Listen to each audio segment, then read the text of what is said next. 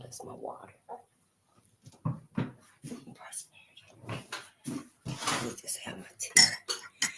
Good day and gratitude, family. Yeah, I got me a big cup of water because I sure will be getting thirsty. Trying to read, honey. Trying to read. Good day and gratitude, family. I am so grateful. I apologize first because I'm a little late and stuff. But you know, at the last minute, I be running around trying to get everything together. But yeah, it was a wonderful day today. I hope y'all had a wonderful day today too. I went and saw my grandbabies and my great grandson.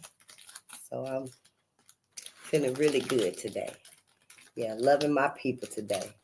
Yes, honey, they were reading to me too. Well, picture reading, we'll put it like that. But yeah.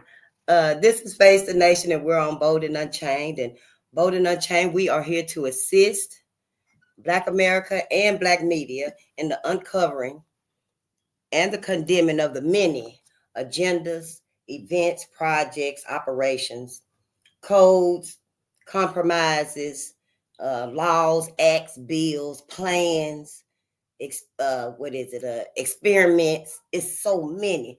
I learned about there was another compromise I saw today. I think it was 1877. And I hadn't known about that one either. It's so many studies. I mean, that's life, the study of Black people trying to get that gene. What we have, no one else has. If only we knew. If only we knew. I bet you if we knew, we wouldn't be focused on nothing. And nobody else either. And here on Bolden Unchained, we're looking through a spiritual lens. We're not looking at this religiously. We're not looking at this through the lens of religion. Because our goal, our mission is to find out about the self-hate. Where does this self-hate come from? I just learned today that there's another way I should explain it or refer to that, but I don't know what it is yet. All I know is self-hate. It's the animosity that we have against each other. It's not natural. It's man-made. It was forced on us. And we were brainwashed. We don't have self-hate. It's like, indoctrination. The indoctrination is flipped everything for us. And that's why we're here on Bolden Unchained. We finna find the root cause of our self-hate. And this may be my opinion only. I might be the only one that believe this here is the reason. This is the sole reason for our self-hate of each other. And we got to talk about it. We got to talk about it. We cannot keep ignoring it because we are a little hesitant and worried about what America gonna think, white America. Our friends, our neighbors, our co-workers, our husbands and wives, and in-laws. We can't be worried about their asses no more. This is the end. Life as we know it, Black people, is over. Everybody done steered us, Black America. Everybody done steered us every which way but the right way. Yeah. Everybody done set themselves up. They got a little bit of something. Us common folk. Because, I'm trying to distinguish between those successful, those that are in the spotlight, I guess. Those that are willingly and able, every day. They don't have the same struggles like we got. Some of us common folk, we under the impression that we don't have the same struggles like we got. And honey, I tell you, those folks up there, they wouldn't have nothing to do with us down here. None of us. Sure wouldn't, honey. If you ain't up there with them, the highest of the high, the elite, I guess. That's what they refer to themselves. I don't follow none of their ass. Sure don't. And you ain't finna play they shit in my house or my car around me either. Because I'm done wasting time. Black America, we can't do it no more. We're going to have to focus on us, and that's going to have to be it. Oh, yeah, and there's a march coming up. I don't know if y'all done seen it or not. I just be in my, I just be on my focus about Black America. I do catch some stuff that's going on. But there's a march coming up, and white women need us to come out and march. And Black women said, no, we ain't marching. We ain't going nowhere. So you heard it from me if you ain't heard it from nowhere else. Don't get up and take your ass to that march and stuff.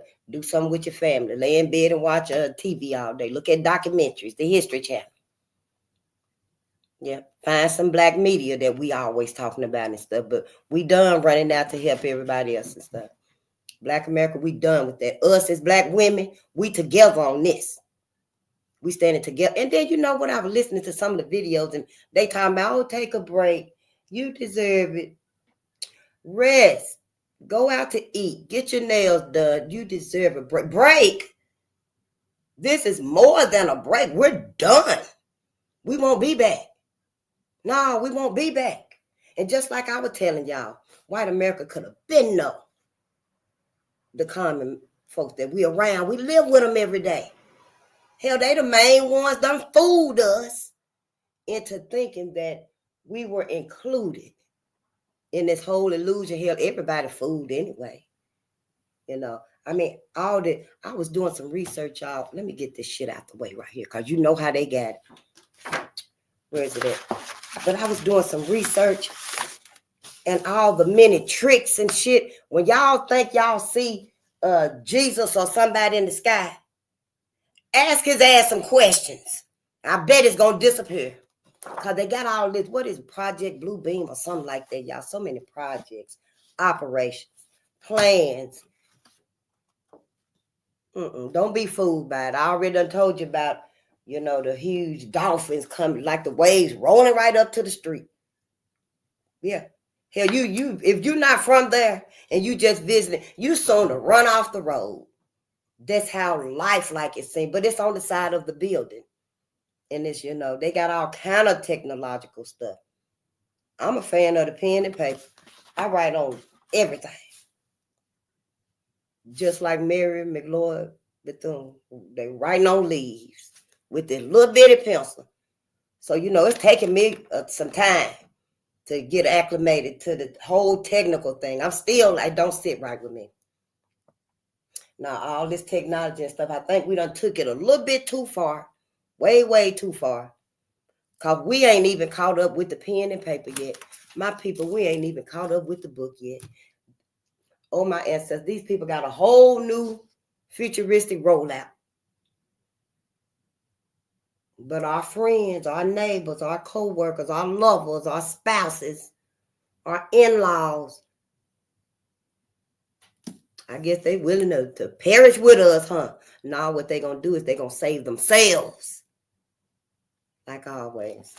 Yeah, let's get this disclaimer out the way. Copyright disclaimer under 107 of the Copyright Act 1976. Allowance is made for fair use for purposes such as criticism, comment, news reporting, teaching, scholarship, and research. Fair use is a use permitted by copyright statute that might otherwise be infringing. Non-profit, educational, or personal use tips the balance in favor of fair use. So see, just read that right there. Yeah, what's this on the back of here? Oh, some more stuff.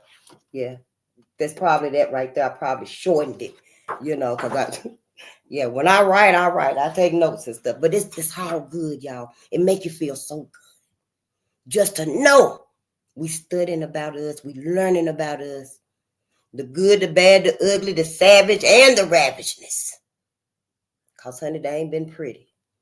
They ain't been pretty on us. Now, we're going to come up with another word for this self-hate. We're going to come up with another word for that. I forgot who family was that told me. I'm trying to get to all my comments and stuff, too. I sure appreciate y'all. Because I thought I was going to be here by myself, me and the ancestor, for at least 6 months. Yep. Because it's really not something that we talk about. We feel like it's taboo. You know how we feel like when if we question the Bible, it's taboo. We call it blasphemy. And we feel, well, we feel like it's taboo. It's bad luck. You don't do that. That's how we feel about this right here and what has happened to us. And we can't feel like that no more. We got to be grateful about us. We got to be in love with us, loyal to us. We got to be forgiving to us. We can't keep forgiving those that's causing us all this hurt and pain. We can't do it. This is the end. I don't know when, they finna push that red button or the shit hit the fan. However you want to phrase it. But the way things is amping up out in the world and stuff, it's like they've been planning all this for like 20, 30 years. Since we first stepped off the plantation, we know they was still targeting. That's when the chase began. Put it like that. That's when the chase began.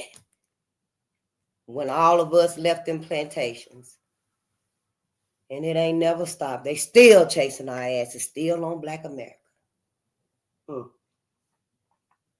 And I do want us to see another video. I still got my other monitor, but I can't get in it, so I'll be able to navigate, between the two.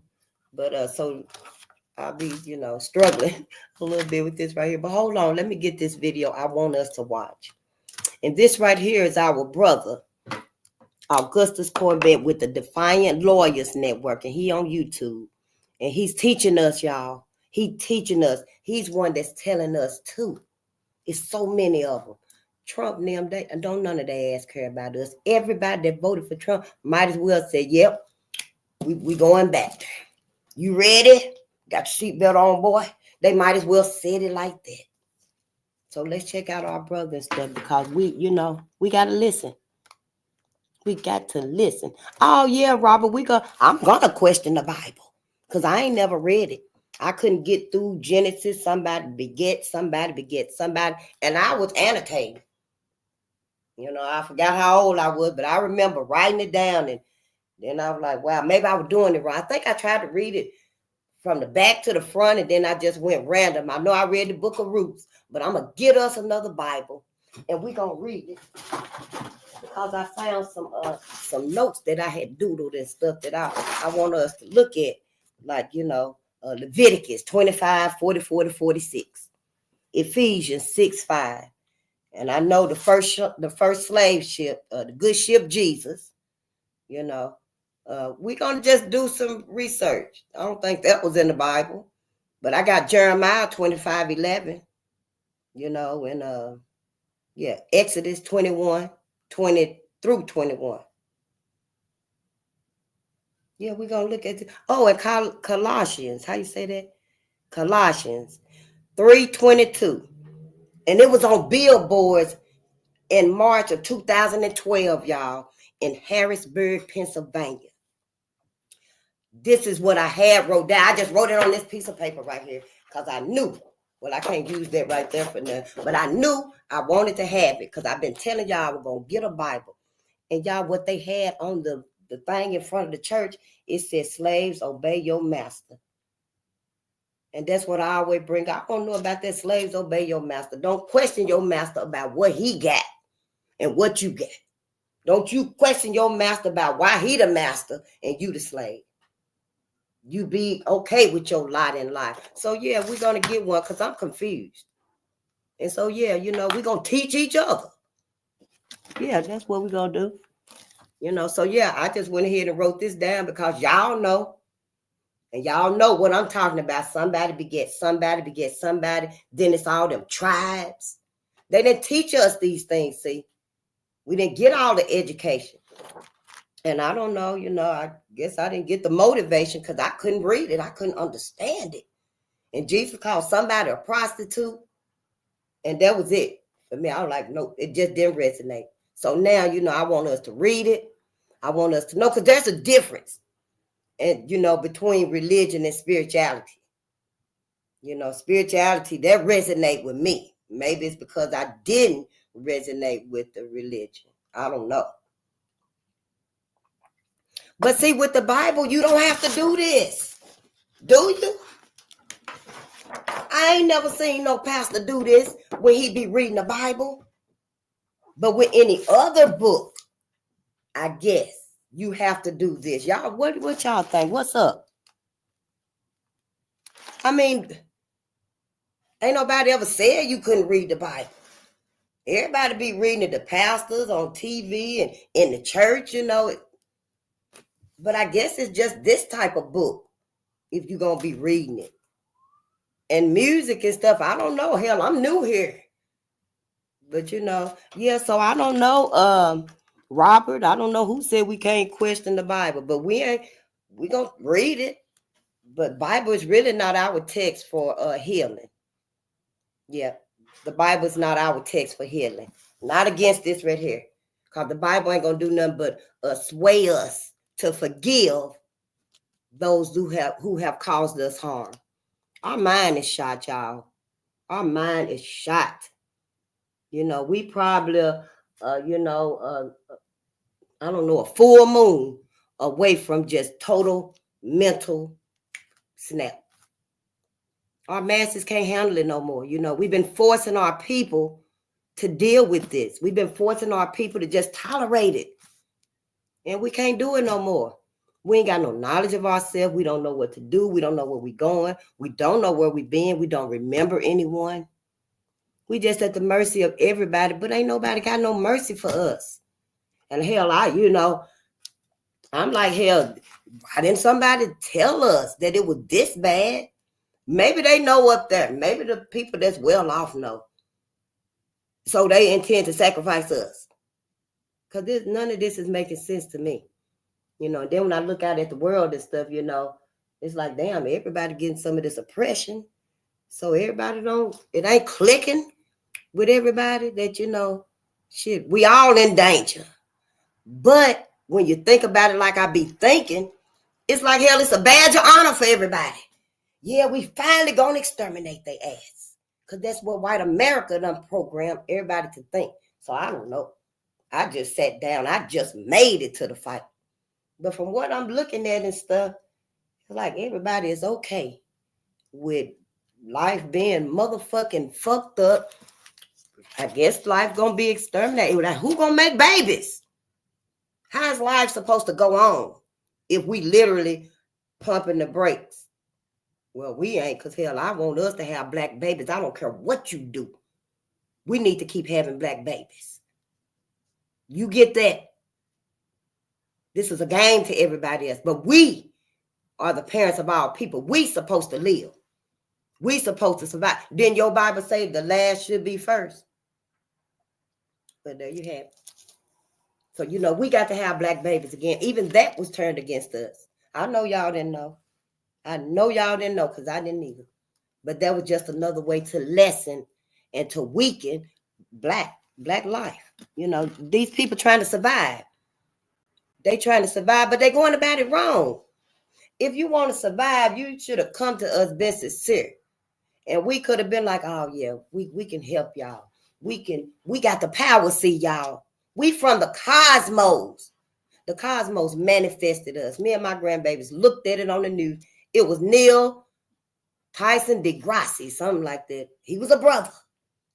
And y'all, when I was listening to it and stuff, me and my babies and stuff, I knew it just clicked like that. The universe, when I find it, I'm going to share some of it because the introduction itself, I just seen black people jumping out. And I was like, yep, there you go. The cosmos manifested the black man and the black woman. That's how we got here. That's why we the parents of all people. And, you know, I'm not sorry, y'all, but white people is not, you know, they're not a part of us. We not the same. We not finna keep telling us these lies. We are not finna do it. Not to me. Everybody ain't finna keep lying to me. And got me lying to my babies. Hell, I done lied to my daughters. I done failed my daughters. Oh, I just thank my ancestors. They all gave me black babies. I love black babies. I don't care if y'all mad about it. I don't care who's mad about it. Because wasn't nobody mad about it when white folk was stomping on us. Talking about keep the race pure. We want to have white babies. Well, now you can. You can have all the white babies you want. Because as for me, I think we should hold our seed, sperm, cell, and our money.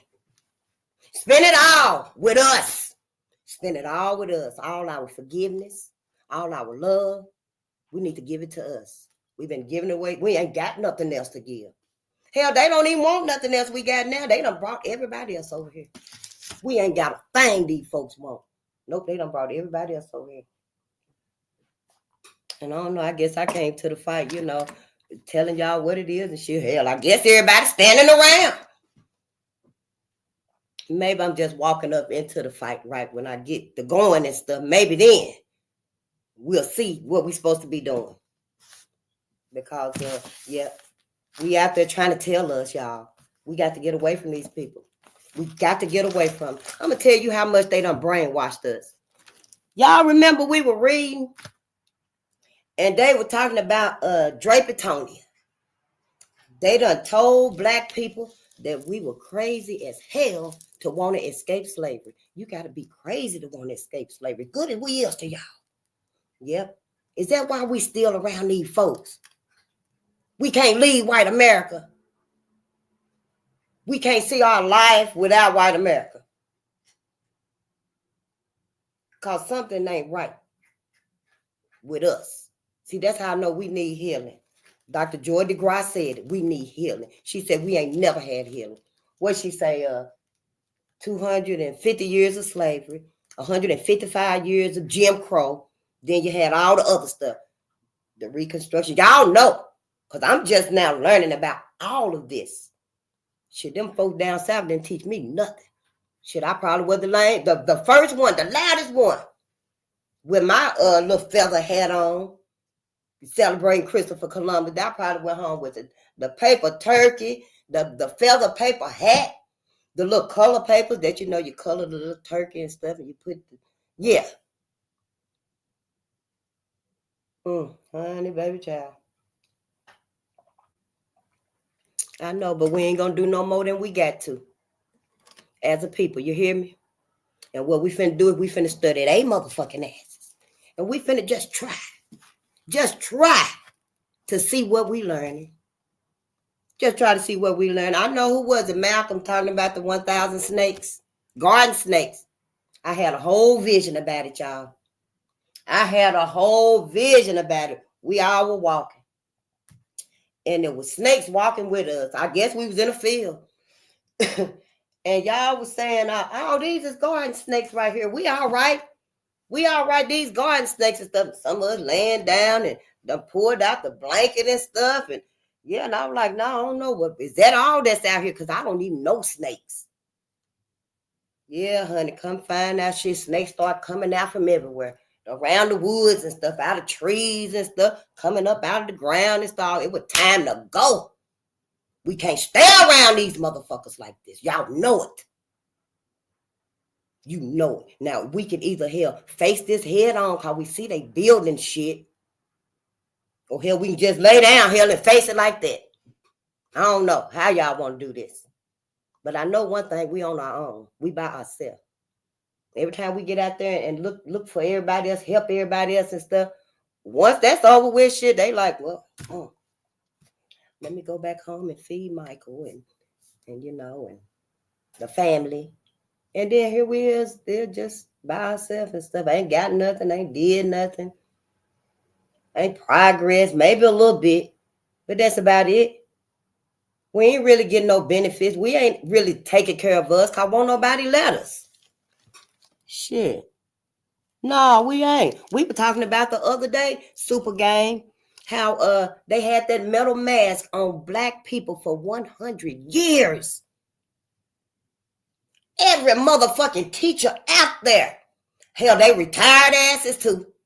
They all ought to have been like, oh no, if we do anything, we need to come up with a curriculum so we can teach black kids. We need to teach black children. Ain't nobody said a word or a whisper. No, so we can't keep giving in. There will be no racial reconciliation with the Bible. I'm not sorry. This right here might be racial reconciliation. Where's Red Summer at? And most of these right here is the lynchings of black men, black women, sister. They were lynching the hell out of us too. I will tell you about Mary Turner. Honey, where that paper? I got like 13 other sisters. I found them too. Because I done got to going through my papers and stuff. I sure have. And I wrote them down too. Yep. Missed one sister, her name will come to me. I don't find it in front of her toddler daughter. Missed the whole family. They ass been very, very unloyal, unfaithful, just been so devilish, savage to us. And then they name our sons as savages and super predators and beasts. I'm looking for a book now called Black Beast. Yep. Found a whole list with a whole lot of books. They look like them little bitty, small, black and white books, I guess, like the movies would be. But I'm going to go to the library and see if they got them, because there's so much for us to learn, y'all. Not only our heroes, because we learning about our heroes, honey. Noontime, oh, yeah. But at nighttime, that's when, we got to look at the good, the bad, the ugly, the savagery, and the ravenousness. Yeah, because we can't cut no corners here. I'm not sorry, we can't cut no corners. Yeah, y'all were cutting corners before I came to the fight. I'm not here to cut no corners. No, I have grandchildren. And I have great-grandchildren, because if I'd have known then what I know now, I wouldn't even have no babies. I've just been out there fighting for black folks. Yeah.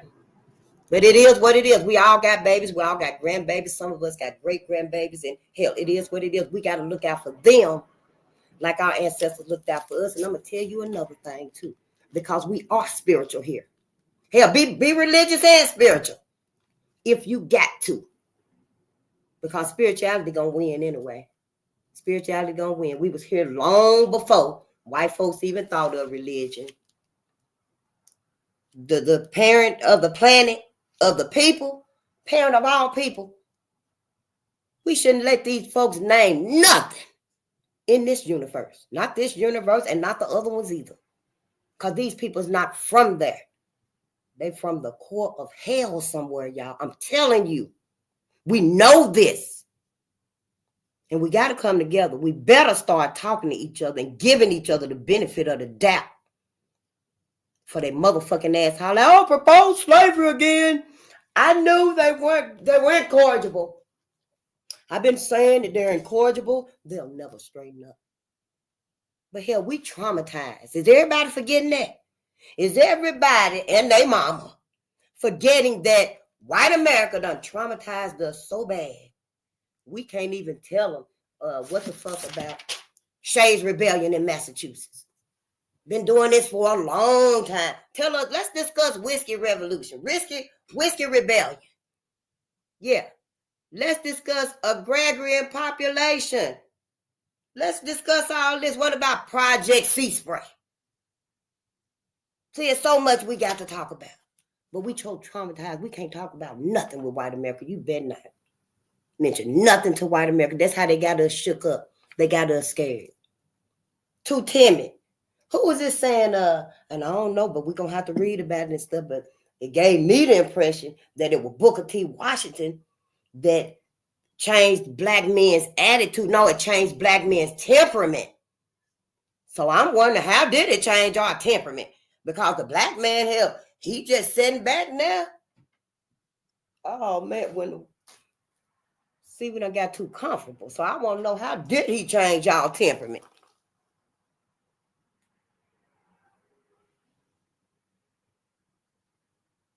Please read The True Myth, Black Vikings of the Middle Ages by the brother Nasheed Al-Amin. I will. Yeah, I'm finna build this library. Sure will, honey. I'm finna build this library. I don't care if ain't nobody on here but me and people that don't even speak the language on here. Somebody gonna know, oh yeah, shit, let me send this to the black people. Yep, this ain't for us. Let me send it to the black people, because that's who I'm talking to, Black America. And y'all can either be here or you could be somewhere else, but somebody gonna get it around. Because we can't keep staying like this. Hell, I know I'm the last one at the fight, but shit. Y'all is too? Oh, my ancestors. You mean to tell me y'all the last ones at the fight too? See, that's why we here then. Yep, that is why we here, honey. Yeah, you can get away with a lot in them conversations. Shit, hell, they fooled our asses. We speaking this language, honey, like it was our first language. And then gonna tell me, oh, you spelling wrong. That ain't how you spell it. Every word we say is cursed. Every word, I say every 4, 5 words we say is a curse word. And I ain't talking about when I say shit, damn, motherfucker. I'm talking about every word, like we say blessed, be less.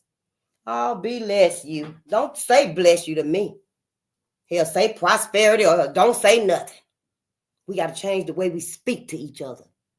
Because before we got off them plantations, they were like, oh yeah, we're going to have to do this as far as the school, the education go. We're going to have to do this as far as employment go. They set up the steps. They set it up before we got out here in society. So let's not be a fool and a dummy. And see, Karen and Ken and Becky, they motherfucking asses knew. That's why it's something to this whole thing, y'all. It sure will. The whole time they've been trying to exterminate black people. Soon as they do, the sun gonna blow up on their motherfucking ass because the sun don't like them anyway. The sun don't like them anyway. Don't play. Do not play. It ain't even no sugar here. We ain't sugarcoat nothing. Should have did that on them other channels. Everybody timid. Well, I ain't gonna say they timid because they do got their passion too. Maybe when we get past this right here, maybe, we'll calm down a little bit. But hell, this is deep. Hell, did y'all know they done did all of this to our people? Hell, anybody that step up in here and I see it, I'm going to ask them, what did your people do to my people? Since you here? Because really, right now, we on white America. Right now, we talking about white America. We know what they doing to our family, our people in the other parts of the world. We want that too. We watching that too. Sure will. And guess who set that all up? America motherfucking ass. Set that as far as I can tell now. Hey, I'm just now reading. But from where I am sitting, everybody got this same mindset as far as black people concerned. Hate us for nothing. Hell, we ain't even got nothing. It's like, damn, we built everything for y'all asses, and you mad at us. We can't even use it. We ain't even using it. Charles Drew invented the device where you can store plasma for the troops. They wouldn't let him use it for black troops when they got wounded. Then when he was in an accident, they wouldn't even use it on him. So why the fuck is they mad at us? We ought to be mad at their asses. See, I got a problem with it. Yeah, don't be grinning up here in my face, and you know what your great grandmama did, your great great auntie. Aunt Sue. Yeah, that's Aunt Sue right there. See, this the end of it. I think last year was setting the tone for this year. Yeah. I don't know. When I read about them corporation, what was it called? And all that smoke, DuPont. That was some years ago, and all that pollution and stuff was coming out. And the brother, Robert Taylor, he was talking about it. And they called their little town Cancer Alley. Because everybody died. Yeah. He said his mama died, his daddy, his sisters, his brother, his neighbors, his ex-wife, his wife was sick. And they motherfucking ass had the cemetery right there by the plant. But it had a fence around it. They couldn't even go over there and visit with their loved ones. They had to sit on the other side of the fence. And then after some years and stuff, DuPont changed the name to something else. Just doing shit against us for years, for decades. And white America knew all along. That's all I'm saying. That's why I'm pissed off at white America. Because what the fuck have you been helping your son, your brother, your husband, your daddy, your granddaddy, your cousin? You know they motherfucking asses don't like black men. So what is you doing? Having babies with us. Want to build with us. See, it all seems like it's a big setup to me. So yeah, everybody in motherfucking danger. Mankind ass in danger. And humanity in danger. So what is y'all gonna do, black America? Because I say we save ourselves. Fuck everybody else. They better save themselves. We saving us. What y'all say? Yeah, it was Louisiana. Yep, never going to options. Obnoxious.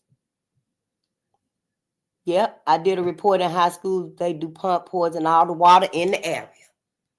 Sure did, honey. And there was another place, I think it was in Louisiana. They didn't replace the pipes, honey. Our people had sewage all in the front yard. In the front yard, around the backyard and stuff. Just coming out of their house was a motherfucking nightmare. Can you imagine the smell in the summertime? In the wintertime, you literally just walking on frozen shit, I guess.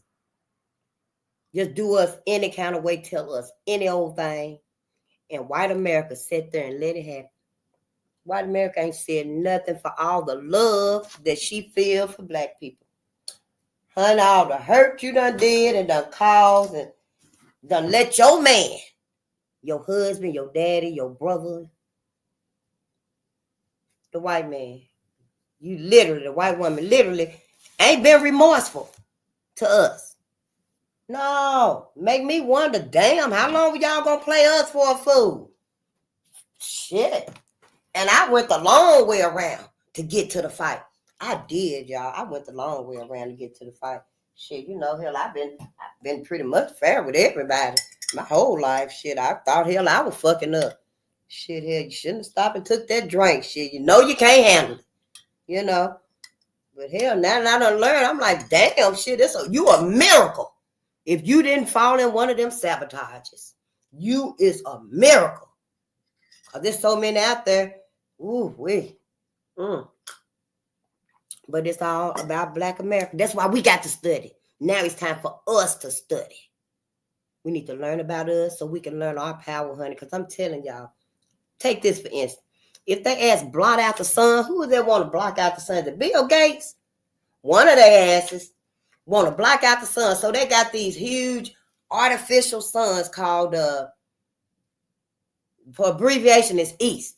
Experimental Advanced Subcultural Tokamak. Some bullshit like that, y'all.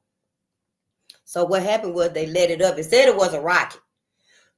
But when they let it up, the people were standing on the shore looking at it. And the people started calling it artificial sun. Hell, they didn't want to say all that bullshit. And the news was like, no, that's not what it's called. You know, they trying to explain it away and shit. But it's a motherfucking artificial sun. I thought that was the first one. It's actually like maybe 3, 4, 5 of them. Because Switzerland did one. Australia, somewhere, somebody, or some other people did it. So like if they get 6 of them things or however many it take to block out the sun, we're going to have to motherfucking hold hands so we can generate some electricity or our ass is going to be in the dark. Hell, is they trying to make them for the sun and the moon? So see, I'm like, hell, white America, what, you know, what's up? What the fuck is up? Why come we can't focus on each other? That's because, see, we from the cosmos. We got this cosmic energy. See, the cosmic energy is in us. It's in us, okay? All over this planet, but we need healing here for us. We can't save Black America. We can't save the world and the pets. We actually, when we were made, when the cosmos birthed us or however it got us here, you know, maybe it sneezed us, I don't know. But it manifested us. And then it manifests the animals, the elephants, the giraffes, you know, them beautiful, majestic animals of the planet. The white folks' motherfucking asses was going over there to Africa and taking pictures after they done shot the elephant and they standing on top of it.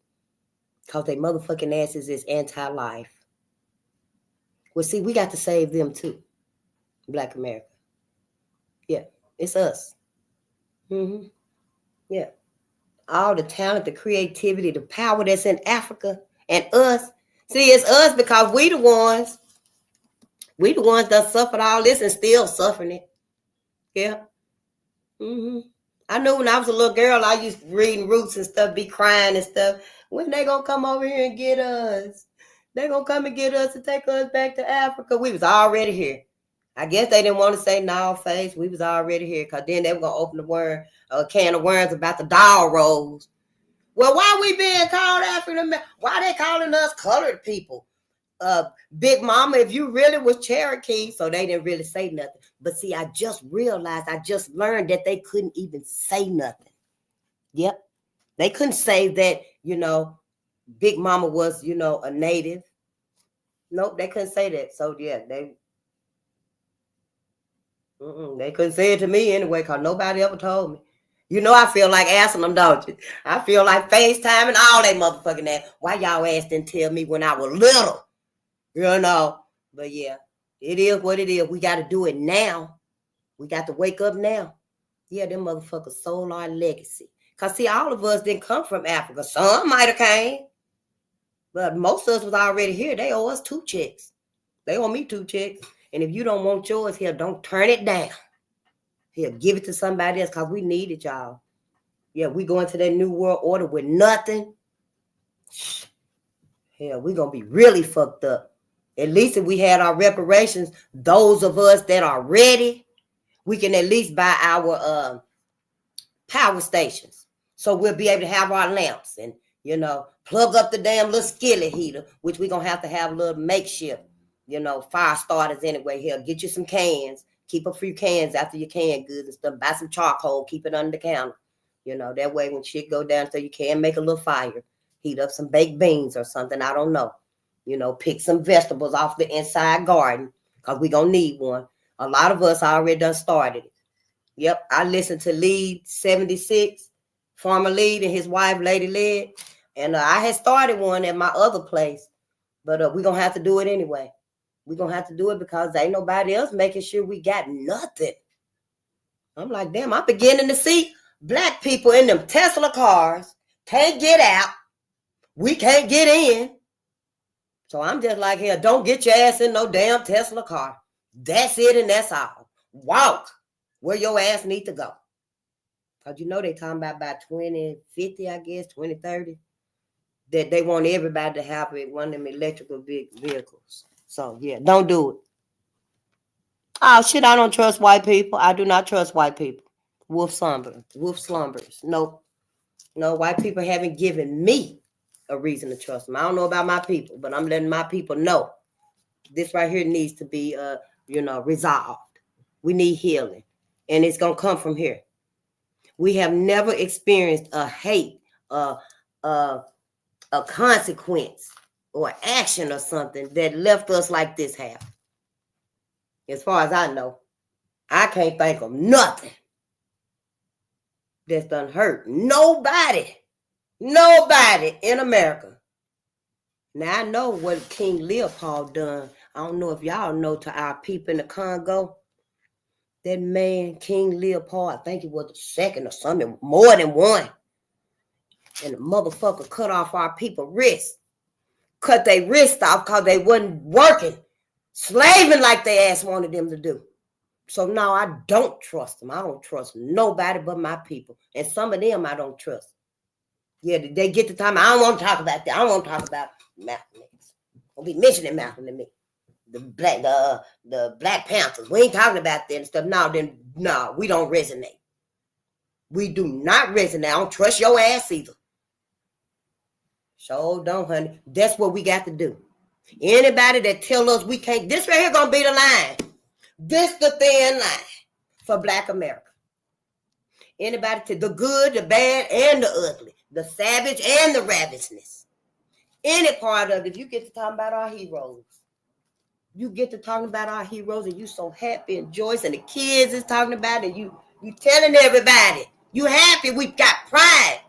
And anybody and their mama, we tired of hearing about that, they against you. Get away from their asses.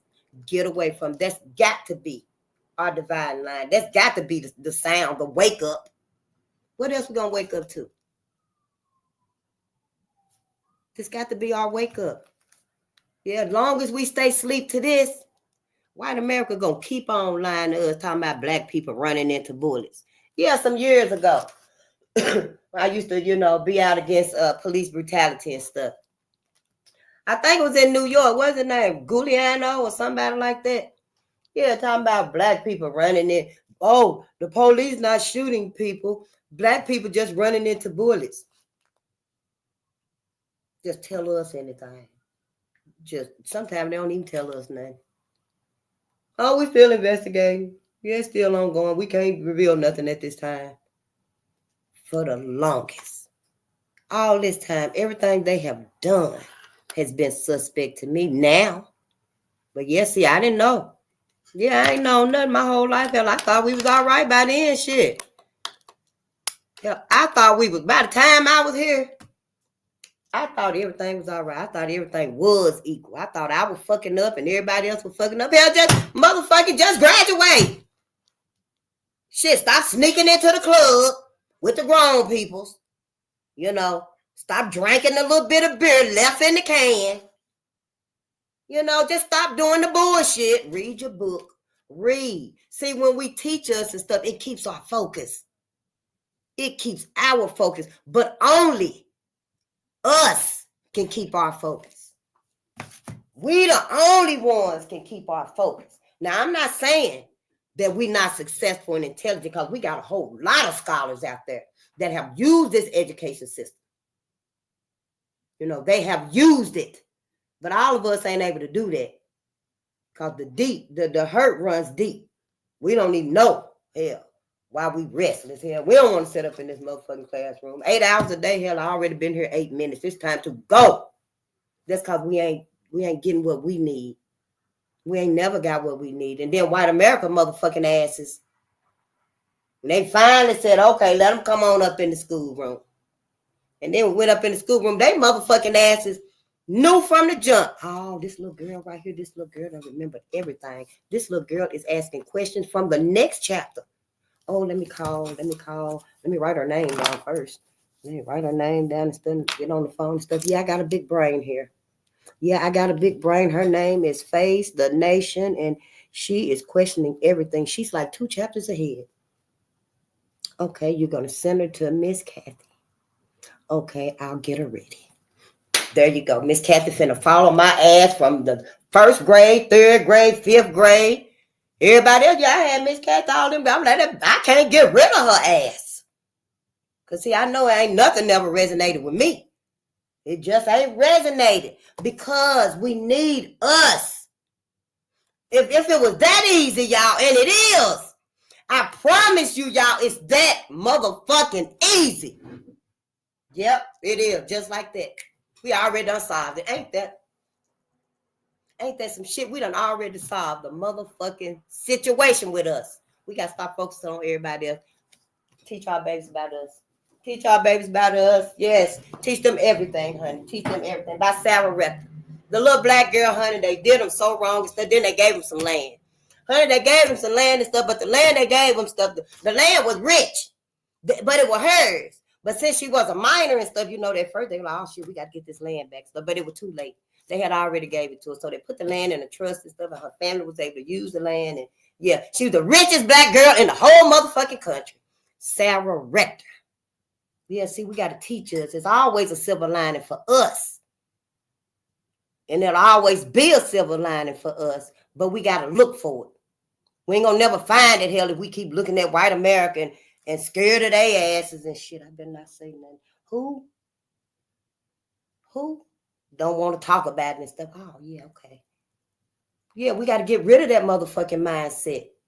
Hell, everybody else already thinking like white folks. You know they hate us, and that's what this video about too. Sure will. Let me put it on, honey. Yes, organic vegetables. You right, Super Gang, because I didn't even know.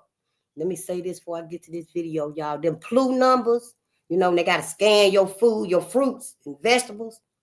The PLU number is like a price lookup code or something like that. Well, them codes mean something. Number 9 is organic. Number 8 is, hold on, shit. I got it right here. 9 is organic. 8 is GMO. 6 is pre-cut. 4 is pesticides. And 3 is radiation. Yep. The 6 for pre-cut, you know, you really can't decide if that's going to be organic or radiated or whatever. But the 9 is organic. 8 is GMO. 3 is chemicals and radiation. Yeah. 4 is chemicals and pesticides. 3 is radiation. So when you get your fruits and vegetables and stuff, make sure it's got the 9. I just found out that we go to the wedge. to get our fruits and vegetables, because it starts with the 9. Yeah.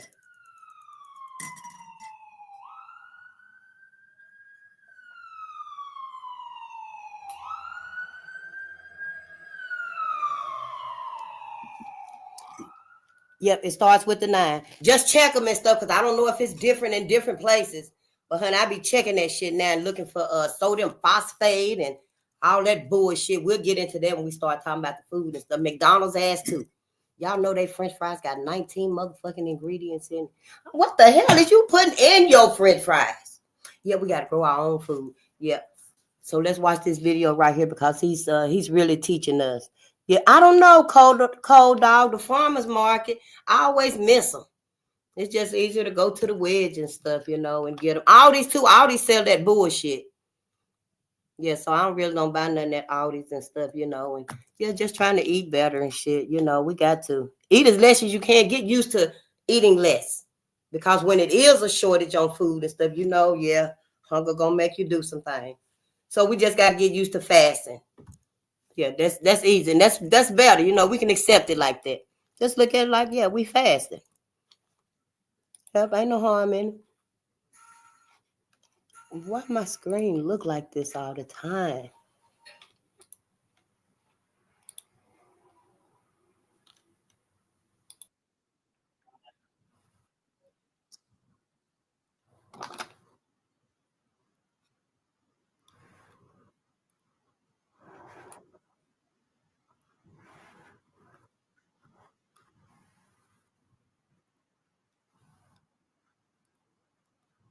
You sure did. I'm Not starting only over again. I affected didn't even have it on. Mexicans, but African Americans. See, this right here is how they open the door to attack us. And then there it go, all snap.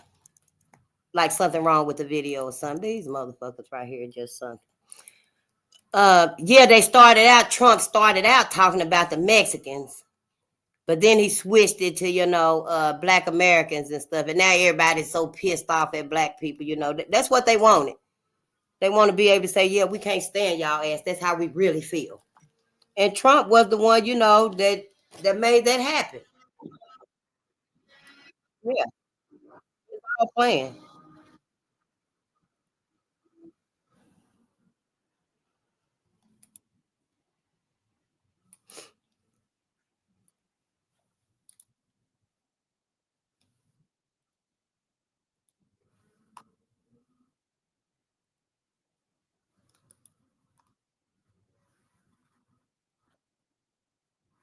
Minorities.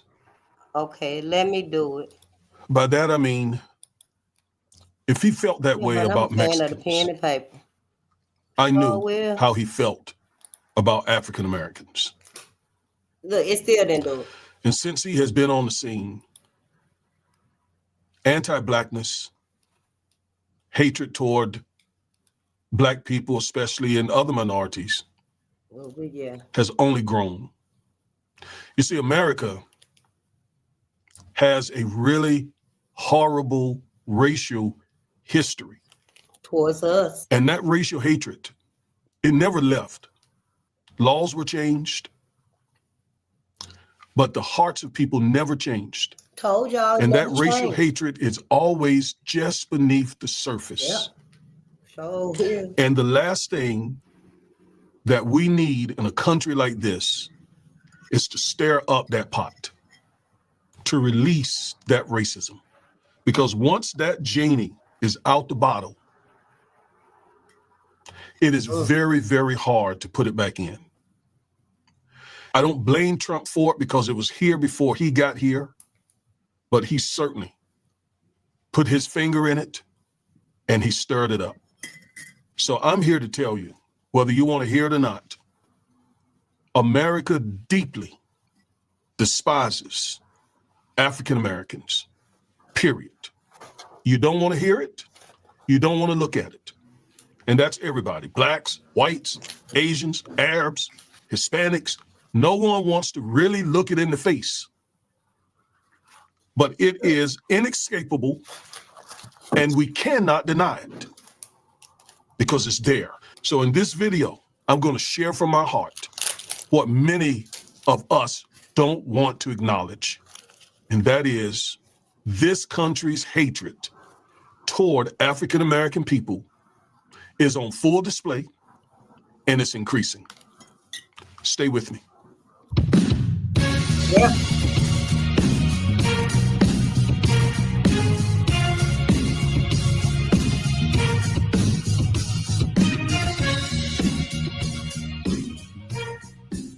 Before we get started, please go over to Amazon.com and grab a copy of my book, Education and Justice.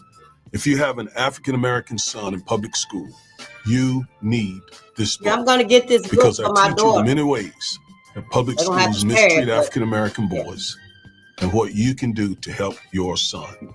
So go over there and get your copy immediately. We got to support us too, y'all. We got to start buying our things for our society. I don't want to make this products video. and educational. I don't want to do this. I don't want to talk about this. It is not something that makes me happy. It's not uplifting. It doesn't give me warm feelings. It is, quite frankly, sad and depressing. Yeah. It almost brought me to tears as I thought about it. But it's true. And Jesus said, the truth shall set you free. We got to face the truth in this country. Yes, we changed laws. Yes, we enacted laws. And yes, the country is better than where it was those 250 years when blacks were under the law, chattel property. And it's better than it was when blacks were Jim Crowed. It's not a whole lot better. And we are digressing. We're backsliding. We're going back.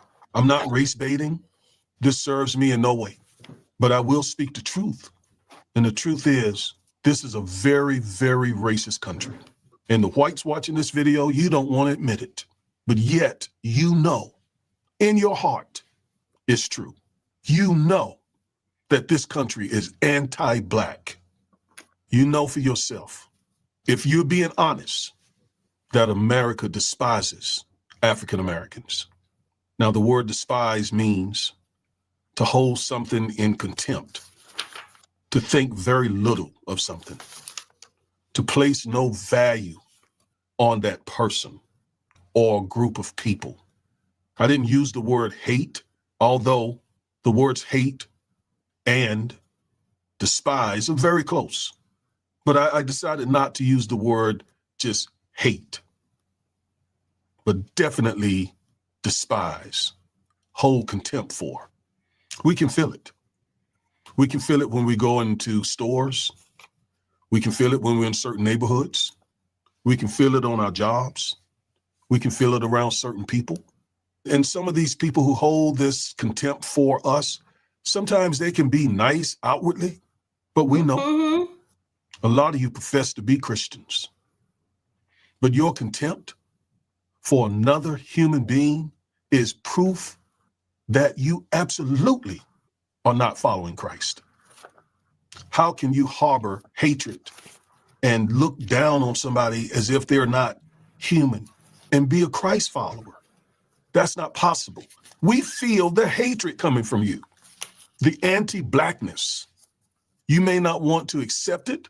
You may not want to acknowledge it, but it is there. We know it's there. We feel it. We see it every so often over the last decade. Some of you are so filled with hate, you have gone into our communities and murdered innocent people. One guy went into a church, sat there so full of hate. He sat there and listened to them have Bible study. Like that is not. And they welcomed him and loved him and embraced him, not knowing he was sitting there full of hatred, full of racial hatred that caused him to pull out a 9mm and murder 9 innocent people that he didn't know. They were unarmed. They were Christians. They were studying the Bible. And he murdered them. Another young man went to Buffalo, New York, to where he knew most of the blacks congregated, like one of the only grocery stores in the area, pulled out a gun and murdered for no reason. 10 innocent people, just hatred. Every day, we black folks are dealing with some level of this racial hatred. It goes from microaggressions to insults to the finger up to a sneer, a look, an insult. And we endure that every single day. There isn't a day in my life I don't endure that. Some form of that. Someone just treating me like I am nothing simply because I'm an African American. We got to take a serious look at this. We got to be honest about this. And yes, again, going back to Trump, when he came down those escalators and said the things he said, I dropped my head. I put my head in my hands, in fact. I knew what we were in for. I knew it because I know the history of this country. And now I know. Now we know. And unfortunately, some blacks support him. Some blacks overlook the anti-blackness that comes from him. You know it's true. I know it's true. The country knows it's true. The world knows it's true. America deeply despises African Americans, period. And we're not going to be able to deal with this until we deal with this. That's right. And let me give you 4 things that we must do in order to deal with the racism. Until we do these 4 things, we will never as a nation overcome this. Number 1, we got to recognize the racism and stop pretending like it doesn't exist. Some of you even go to the point of calling blacks racist when blacks have been the victim of racism. And I don't want to hear you say anything and don't care about you saying I'm playing the victim card. Who cares? That's some garbage that you thought of to try to shame blacks from telling the truth about racism. Who cares about that? Second, repudiate it. It must be repudiated. Condemn it. Third of all, repent from it. Turn away from it. Change your mind and heart. Recognize, repudiate, repent. And fourth of all, repair. Repair the damage that you've done to the African American community for over 400 years. Yes, I'm talking about reparations. That is a very basic biblical tenet. When God delivered Israel out of Egyptian bondage, he gave them reparations so that they could start building. We've never received reparations. And don't tell me that because you have tried to be more just and more fair by providing this or that, that's reparations. No, that's what you should have already been doing. Reparations is paying us what you owe us because we have done and have made a lot of money for the white community over the last 400 years, especially during slavery and Jim Crow. My grandparents and some of my aunts and uncles were sharecroppers. I'm very familiar with sharecropping. And my family was enslaved. Both sides, my maternal family, my paternal family, were enslaved. I've traced my family history. And if you ride through many African-American neighborhoods, the lower income neighborhoods, you see the damage that you've done to our people.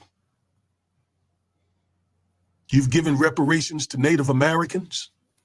You've given reparations to Japanese Americans. You've given reparations even to enslavers. Yeah. But you despise and you have such contempt for African-American people. You get hot under the collar just to mention the word reparations for Black Americans.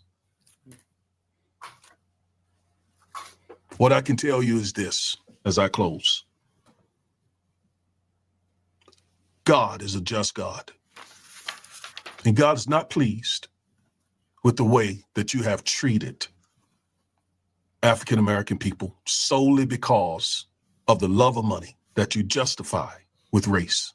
I believe it is part of the reason why we're in $33 trillion of debt and all sorts of horrible things happen across this country, pandemics and everything else. I believe those things occur because you won't do the 4 things that I said.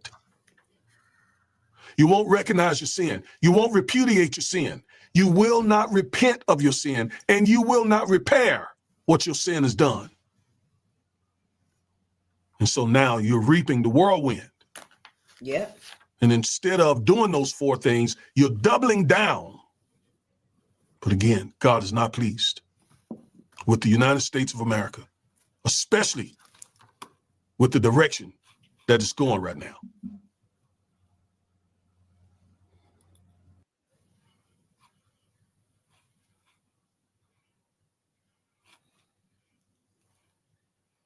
Oh, we got the ISIS papers, Tanya. I think I saw it. Yep, see, I got to get through all of the comments. And the books that you guys do want me to read, I need to set them off to the side. But yeah, he was right. They done paid the Native Americans, them $5 Indians, the Jews, the slave owners, the Japanese, the Italians, and the white folks.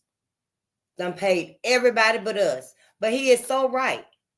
We can't keep letting white America do this to us. I'm not. No, I'm not. You want to talk? Yeah, we got some things to talk about. But white America know what must be done. White America knows they must repent and repay. And we know it too. And just because we are a little hesitant to say it, because some of us, is really afraid, of making white America uncomfortable again. Us as a people collectively, I believe that's why we haven't come together. We scared to build again.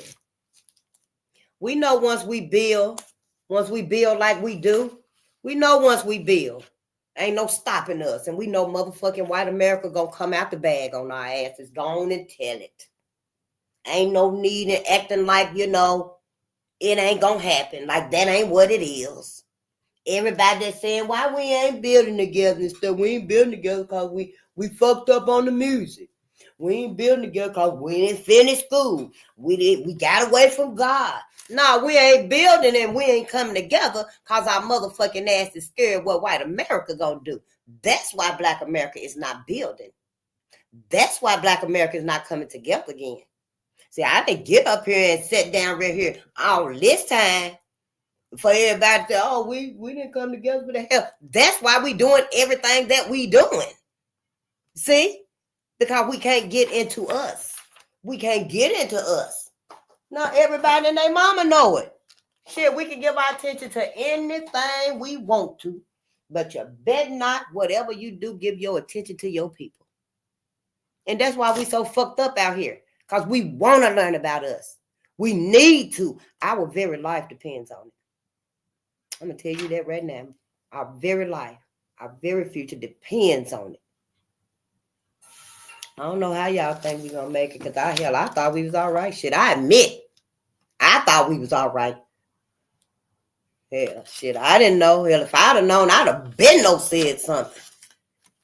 Shit, I've been had my shit together when I sat down. But hell, I just like, shit, what's going on? Shit, I thought y'all were fucking up too. I'm just like, shit, hell, I guess all of us fucked up. Hell, doing shit we didn't have no business doing. Now look at us. But no, honey, we all had, some of us had 2 or 3 holes around us. When you move, it move. When you move, the hole move. When you double dutch, the hole double dutch. Because it's set up like that. It's set up like that. That's what Neely Fuller said. I'm learning about so many of our heroes and sheroes. Y'all, we got to teach our babies these things. Hell, we got to teach each other these things. Shit, they going to hear me before they be like, well, I'm tired of hearing that. And then I'll be like, hell, well, I got to go anyway. As long as your ass heard this shit, because hell, I can eat my plate, kiss the grandbabies, and I can read a book with them, and then I got to go. Sure will, Tony. Don't be thinking I'm finna sit up here around y'all asses and you ain't talking about nothing. We ain't talking about building nothing. Ain't nobody talking about saving nothing. So no, I ain't trying to sit up here hours and hours and hours. Nope. I can come in for a few minutes, hell, and the kids gonna get most of my time anyway. And then I can come home. Because, yeah, we gonna have to draw the line. We gonna have to draw the boundaries. And see, y'all, when we do that right there, that's gonna cut out a whole bunch of shit. You know, you can't come up in here playing mumble mouth. You cannot bring that shit up in here. No, you ain't finna jump up in my car playing wop it out. You sitting over there, wop. No, you can walk your ass. Walk it out. We're gonna have to set the boundaries. We're gonna have to. We at the end now. I don't even know if we got time enough, you know, to tell the truth. So I suggest if you got money, honey, you better go on out right now. Go to Costco. You know, we ain't fucking with Walmart no more. He just said it. He did a video. I think I was trying to share it. I don't know if I got to it because, you know, I do. I run now. Yeah. Shit. Yeah, you be like, damn, we were talking about that. Now we're talking about that. But, yeah, he was saying go to Costco because Walmart done rolled back. You know, Walmart done reneged on us too. Yep. So he was saying go to Costco. Costco got a whole bunch of stuff. You can buy it in bulk. And then they probably got better quality too. So when I get some money, I'm going to Costco. But I just want to say, if you got money and stuff like that, go out and buy you a power station. Listen to Farmer Led 73 on YouTube. His wife, Lady Lee. There's a lot of them on there. Look them up. Go out there and get your power stations. Get your hydroponic system so you can start your inside garden. Get your lights, you know, for your plants and stuff. Get your soil and, you know, you got to get that PD light, the white foamy like stuff that you put in your plant. Go on and get all that stuff. Get started. Ooh, it's gonna be so fun. Shit, when you be like, yeah, look at my ginger growing. Ooh, look at my tomatoes. And just let us know how you do it. Because we all got to do this, but it's gonna be awesome. I can't wait. Tell my daughter, now you better get over there and pick some damn vegetables and go cook a stir fry. Shit, ain't no chicken around here. You know, we don't eat pork no more. No, we getting ready. We fasting. Get ready. Because, see, they done got us where we eating 3 times a day, 4, 5 times a day. Snack bigger than the meal. I mean, that snack is bigger than the meal. But now when I eat meat now, y'all get so sleepy. Yep. When I eat meat, I get real sleepy now because I hardly ever eat it. But lately, I've been trying to gain weight, so I've been sneaking with some meat. And I was like, damn, I feel like I can sleep for 3 hours. Yep. So I was like, shit, I'm going to have to find another way, shit. You know, but yeah, because that meat got so much carcinogens in it and stuff. Just be careful. If that chicken swell up that big, you probably don't want to eat it. Because it ain't supposed to swell that big. You know, some of the food and stuff. We just got to use discernment on everything. Hell, I didn't know it was a whole extermination thing going on. But it is against Black America. I was like, hell, I thought the folks that was well equipped and, you know, well informed, you know, they the ones that know, but hell, they the ones willing to sacrifice us, ain't it? You know, it's fucked up. And white America knew all along. I can't believe white America was doing all these things to us. You know, it's just hard to even wrap your mind around and stuff. How could you even do those things? Hell, I know if I did those things to somebody, ain't no way a motherfucking hell I'll be around their asses. Hell no. Hell to the fuck no. Yep, they be like, can I get a ride? You can take the car. Yes. I would not be around nobody knowing I done did them, they people. They whole generation from generation all the way back. Nope. Black people start moving in the community, I move out if I were white folks. But see, they still, it's like a fetish to them. I don't know. I'm just like, how deep do it really go?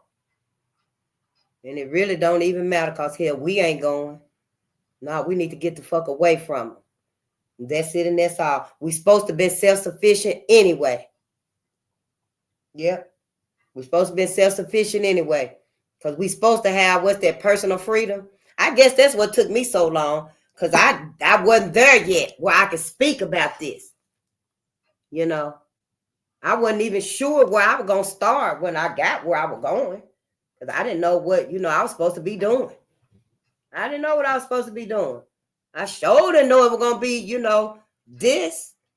But that's what it is. That's what the ancestors said. That's what you start with. And we started with Red Summer.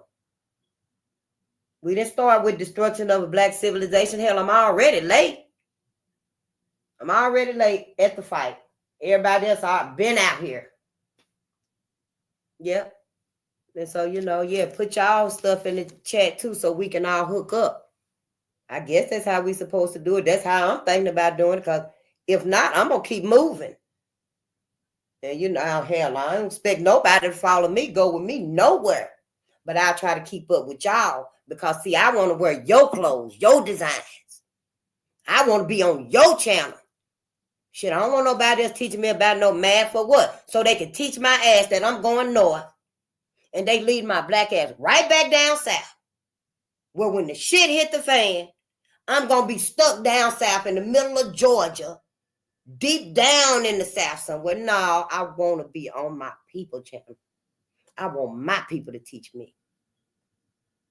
So no, I don't have much trust at all. So don't. That's what I want to do. So yeah, you ain't got to go with me nowhere. So don't, honey. Cause no, I ain't finna be fooled. Ain't nobody finna make no fool and dumb out of me. Cause they owe me 2 checks, and I want both of my motherfucking reparation checks, and wipe my student loans clear. All my medical, I ain't even got none. But he'll make that free too. Where's my land? I want my vehicles that I want to pick off of the lot, and I want to have them customized, because I want to have everything on that motherfucker floating device and you float on water and in the air. I want it to be bulletproof, smoke proof, vapor proof, and fog proof. So they got fog and shit out here. I wanted to have a little trap door at the bottom. Yeah, if I got to get out of that motherfucking hell, I can just roll over a pothole or something. Somebody know I'm coming. Hell, just roll over here. You know how they used to roll up in that black car, Michael X? What was his name? Michael Knight. Kid. And the car used to roll up in the 18-wheeler. As soon as I pull over the spot and pull that hatch off, and I can just get right on up out of there. America needs to make amends. And we use it how we want to, shit. Hell, what you gonna do with yours? I'm just saying, shoot, But yeah, if you got the money right now, honey, go buy you some power stations. Get your flashlights, candles, blankets. Ooh, go somewhere and get your canned goods real cheap. Go get your canned goods real cheap. That way you can buy a whole big old pallet full. And they just be your canned goods and stuff. And start your pantry up. Because, hell, I ain't got none of it, to tell you the truth. Nope, what little bit I had is gone. I'm starting over. You hear me? Sure will, honey. But I'm real selective. So what I got in there and stuff is stuff I don't even eat. I don't even eat it, but it's healthy. I know, right? But it's the stuff I do got is the healthy stuff. But yeah, we got to do this stuff. And we doing it without white America. We doing it without white America. Like I already done said, we ain't giving no energy and no forgiveness to white America.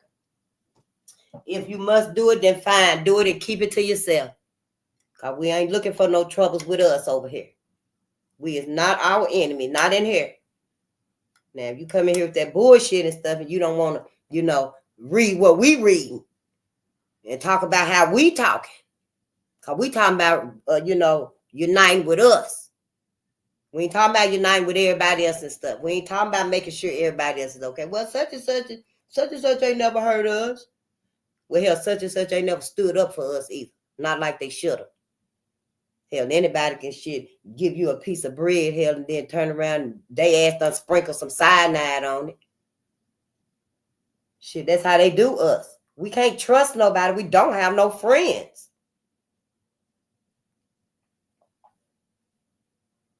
But anyway, let's read. Because, we ain't going to be here all night and stuff. But, yeah, I just feel like, shit, it's it. It's over. Ain't no need in lying no more. I'm not finna lie to us. Shit, I'm not finna lie to us. Everybody else might be lying and want us to be calm and, you know, it's cool and stuff. Maybe everybody, they got to know about this. But I just want to say, ancestors, don't take my passion, shit. Because I told all of them here, give it to me. I'm waiting on Frederick and them to give me their speech ready now. Frederick Douglass. I'm waiting on his speech. I'm waiting on Malcolm. I'm waiting on all the expressions. Ida B. Well, Fannie Lou Hamer, shit. What you want me to say? You tell me what you want me to say, Fannie. That's where I'm at. So I already know. Yep, I already know, honey. Yeah, that's a lie. Well, let me go. I hear y'all now. Well, let me go. Give me my stuff right now. On my shoes. I can't mention white folks in here. You sure can't. I get up and open the door for you. So I be standing there looking at the rest of y'all. Well, come on. Well, I ain't going nowhere, Faye. Yes, you is. Cause I'm just playing. Let's read, too. Let's read. And who else said it? Somebody said, I thought you was a man. Because I'm hoarse. I can't wait till my voice get right. Y'all know I went through that fall. I don't know. Is anybody else go through that fall? Around December the 30th or something? I ain't really got no sense of time. But I know I went live when I got home that night. Because I was like, I've been clearing my throat all day. But the fog, y'all, the fog was like, they saying it was a smart dust.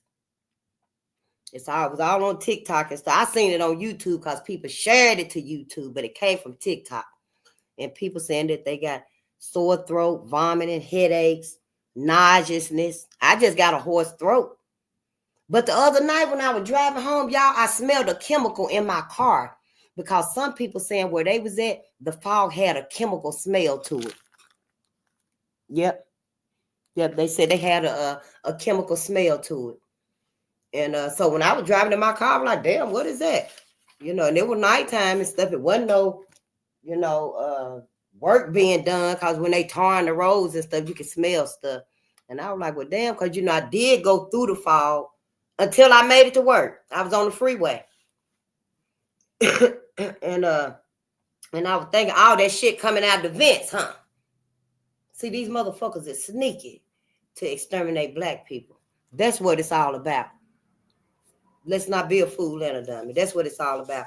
But anyway, yeah, the fog. Everybody said, a lot of people talking about it. A lot of our, black media talking about it. Smart dust. Some folks saw the foam in their swimming pools the next day. Yep. The foam. The fog. It had particles falling in it. People were just looking at their Ring camera to see, hell, what happened through the night. And they were seeing the fog. It looked like snow. But they're like, damn, it didn't snow last night. It was just foggy. And everybody posting it, telling them, we like, well, damn, that's what it was. And then people start posting about their swimming pools. They went out to the swimming pool next morning. It's just full of foam. Big clumps of foam. And they're like, well, what the hell? Like somebody done threw some dish detergent off in it. But it was the fog. So they saying that the fog is some type of smart dust. So I don't know. Sometimes my throat, it be better, but then sometimes it still be like scratchy and hoarse and stuff. So I'm like, well, what the fuck these motherfuckers done did? So what's supposed to activate this? Because, I think the chemtrails are like a man-made cocktail. Yeah, it is, right, Tanya? A sci-fi movie. Yeah, all of it. It's like, they say they really got to tell us what's going on before they do it. I forgot what it's called. It's called something. But they really got to say what they're doing before they do it.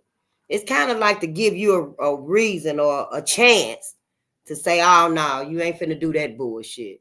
But, they put it so subtle, you really don't see any threat to it. Dear hell, we ain't really thinking anyway. No one in America is really thinking. But black media, black critical thinkers, are thinking. But I don't think on the whole, I don't think other folks in America is thinking at all. Because they okay. Because black America going to get the bullshit off of everything. However hard it's going to be, black America going to get it worse. So people ain't really thinking about what's going on out there. Now, because they motherfucking ass ready to sacrifice us, the son of a bitches. You ain't finna sacrifice me and my grandbabies. Not my great-grandbabies, you ain't. That my ancestors done sent down here. Shit, we got to be out of our motherfucking minds. Sure will, honey. I know I ain't got Drapertonia. Shit, sure do. I know I don't have Drapertonia. Sure don't. I don't care if I walk off the motherfucking plantation and drag everything with me. So don't. That might be everybody else. Shit, and yep. Yeah, they can't tell me nothing. No, sure can't. Time it's over. Whether we stand up to them or not, it's over. Because like he was saying, and I know we call him God. I know we refer to, the higher creators, God and Yahweh or Yahushua. But I refer to it as cosmic energy. I refer to it as cosmic energy. It didn't have no name till the white man came up with, we don't call it this, we don't call it God. And as far as I'm concerned, it didn't have no name. When I was manifested, and you were manifested, brother, by the cosmos, it didn't have no name. It was just cosmic energy. You were giving birth to stars and planets and, and asteroids and meteorites. They were forming rainbows and probably solar storms and stuff, black holes. It didn't have no name. No, white folk told us that it had a name as far as I know. Now, I'm talking about God. Now, Yahushua and Yahweh, them sound like some names that other people might have called them and stuff, but I ain't talking about other people. I'm talking about America here, how America done brainwashed us. Because I really had never heard of Yahweh and Yahushua until, I started listening to us. And I'm probably still saying it wrong. No, because all I ever knew was God and Jesus. That's it and that's all. And then I'm like, damn, so it is. It's a Yahweh and Yahushua. Is they the same people? And then I find out that how they say Jesus' birthday is December 25th. Oh, I wish I had the notes. Do I got the notes over here on the wall? Because, oh, my ancestors, I had no idea. I don't know if this is it or not, y'all. But, honey, I was listening. I'm going to have to stick these back up here because, I sure be.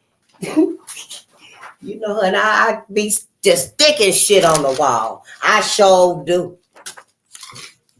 Might have to take down some more pictures and stick some more shit up on the wall. Shit, I love you. I love you. You ain't got to have your picture on my wall. You ain't here. Ain't nobody here but me. I need to have what I need to have on the wall. But y'all, I did not know that a whole lot of folks done had the same birthday and the same history as Jesus Christ. But let me read this right here. I was listening to Professor James Small. Now, this was some years ago because these papers is kind of old, but I try to keep them, good. And it was Professor James Small, The Reasoning. And if you want to look it up, wisdom, knowledge, and understanding. It's just a little part of it. The Africans referred to God as the totality of creation. Creation itself. In other words, everything that makes up God is in you.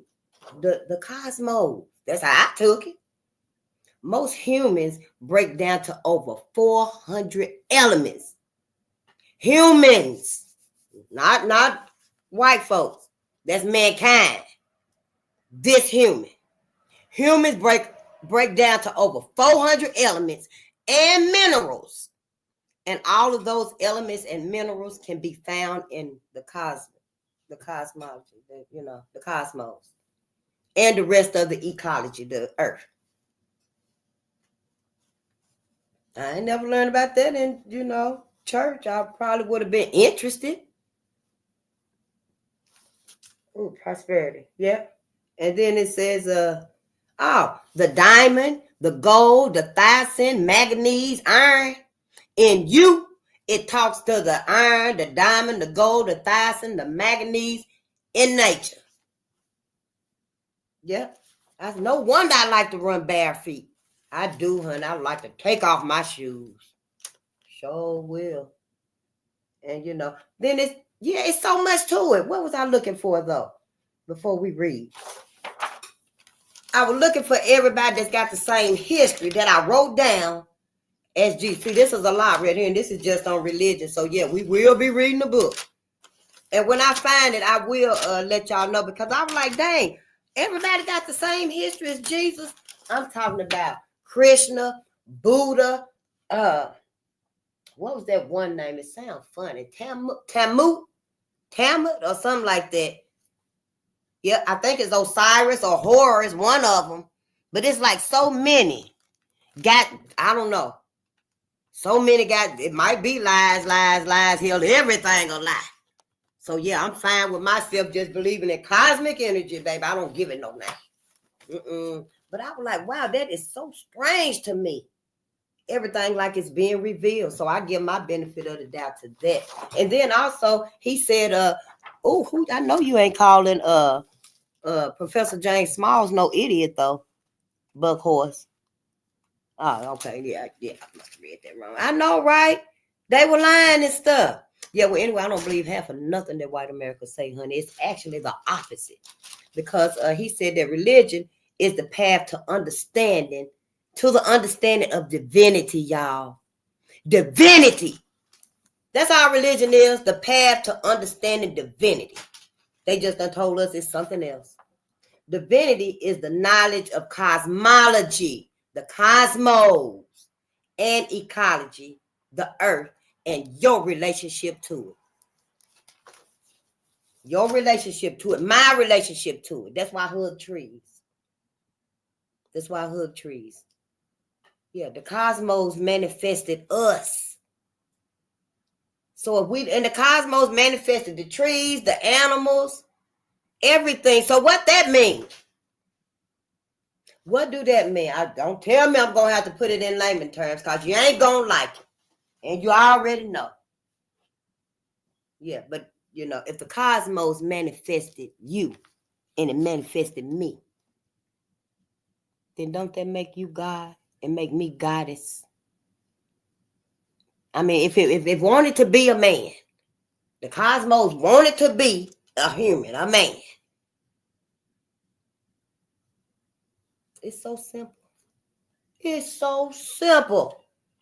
But listening to the white folks motherfucking ass, the sun don't even like them. Why are we listening to them? I can't do it. I'm not going to do it. Sure ain't, honey. Every time they come, can I pray for you? I tell them, you can't pray for me. No, you talk to me or talk about me to anybody. You better talk to me. Talk to Malcolm, Khalid. When I know you better not get in Khalid face. Talking about, well, face. Yeah, I tell them, I don't need your prayers and stuff. That's all right. So I tell my people, don't pray for me. No, you can't pray to me. Who you praying to first? Don't go praying no Jesus to me, honey, because I ain't going up there with them. No, we read about it in the book too. The man, what's his name? William Joseph Simmons. He the one had the vision about heaven, and he saw them white men up there on their horses in their clan outfit riding across the sky. And he said it was the shape of the United States. He had the vision of it now, and it made him revive the KKK. It sure did. That, plus he saw the lynching of Leo Frank. It said notorious lynching. It must have been really bad, like all of them was, but they go over and beyond when they actually get the black man's body. And then he watched the birth of a nation. And I figured it out, y'all. I figured it out. Where's that note at? Because I sure wrote it down too. But then I started thinking about it. This same man, he said that, y'all know I figured it out. Let me find it. Oh, my ancestors. What he said makes sense now. But he said that when he saw that vision, it was heaven. And, he had to revive the KKK. And I know, we, Black America, believe in heaven. So I'm just like, who lying? Who is lying about heaven? lie to me. Do not lie to me. Because we passed that. You can't keep lying about it. Especially when it's really being exposed now. How you gonna make it make sense that all of our loved ones, our family, our people, our loved ones, the victims, is really in heaven with the people that did it? We ain't finna talk. We looking through spiritual eyes. We ain't looking through religious eyes. Because we already done established that religion is gonna sway you. Religion gonna sway your ass to sleep. And you gonna be, I forgive it, it's over, it's done. No, it ain't. So we ain't looking through them eyes. But how we gonna make that make sense? Who lying? Who lying? The man he saw on the horses. And they KKK, Lord said, I'll find it and read it again. I'll read it over and over again if I have to. But see, I wrote it down because check it out. It finally dawned on me what he was talking about. And then remember when Dr. George DeGrice said that, who was it, Thomas Jefferson? Or that Madison man talking about, thinking with Thomas Jefferson, talking about black people, they smell so bad. They smell so bad. And they didn't need much sleep and all of this and that. But hell, she said he was sleeping with his slaves and stuff because he had like 7 kids by Sally Heming. Because she said they didn't smell that bad. His ass was sleeping with him. And then she was like, why he feel like they need less sleep? Because, honey, that man worked the black men to death so bad. She said the man muscle came loose from the bone. She said, and the only way you can work somebody like that is if you got a gun trained on them. But anyway, the man said at the end of when he was talking about, black people smell and stuff, he gonna have the nerve to say, I sinned with a high head. He said with a high head, he loved what he was doing to black women. Sure did, honey. So I'm just like, hell, who lying? Because you finna be lying and stuff. Hell, I can move around. I can stay by myself. I can do what I need to do. I don't have to be around nobody that's lying to me and telling me, oh, yeah, we all going to be together for the end of time. And we all going to live together and we'll be together and when nobody's hungry, nobody's hurt, everybody's happy. That's a motherfucking lie. Hell, he just said his people is up there too, acting the same damn way they acting down here. So tell me, why would Black America, why would we trap Emmett Till, Mary Turner, George Stinney, Mary Little Baby that they cut out of and stomped on it? Why would we trap them in heaven with white folks for eternity to the 12th of never? Why would we do that? Because we scared of them. We nervous. We don't want white people to come out the bag on us. But we are not weaklings no more. It ain't like we can't decide to defend ourselves. Our ancestors, they didn't have them. They wasn't prepared. See? But we are. We don't have to let their asses just run over us. Hell, they done took everything. It's just a hot month, probably. Maybe another 36 weeks before they ass start saying, oh, yeah, I'm black. Yeah, get your black ass over here. Because here they done took everything. They just got a little bit more to go. A couple more miles. Yeah, then they going to be able to say, yeah, we're black. We're black.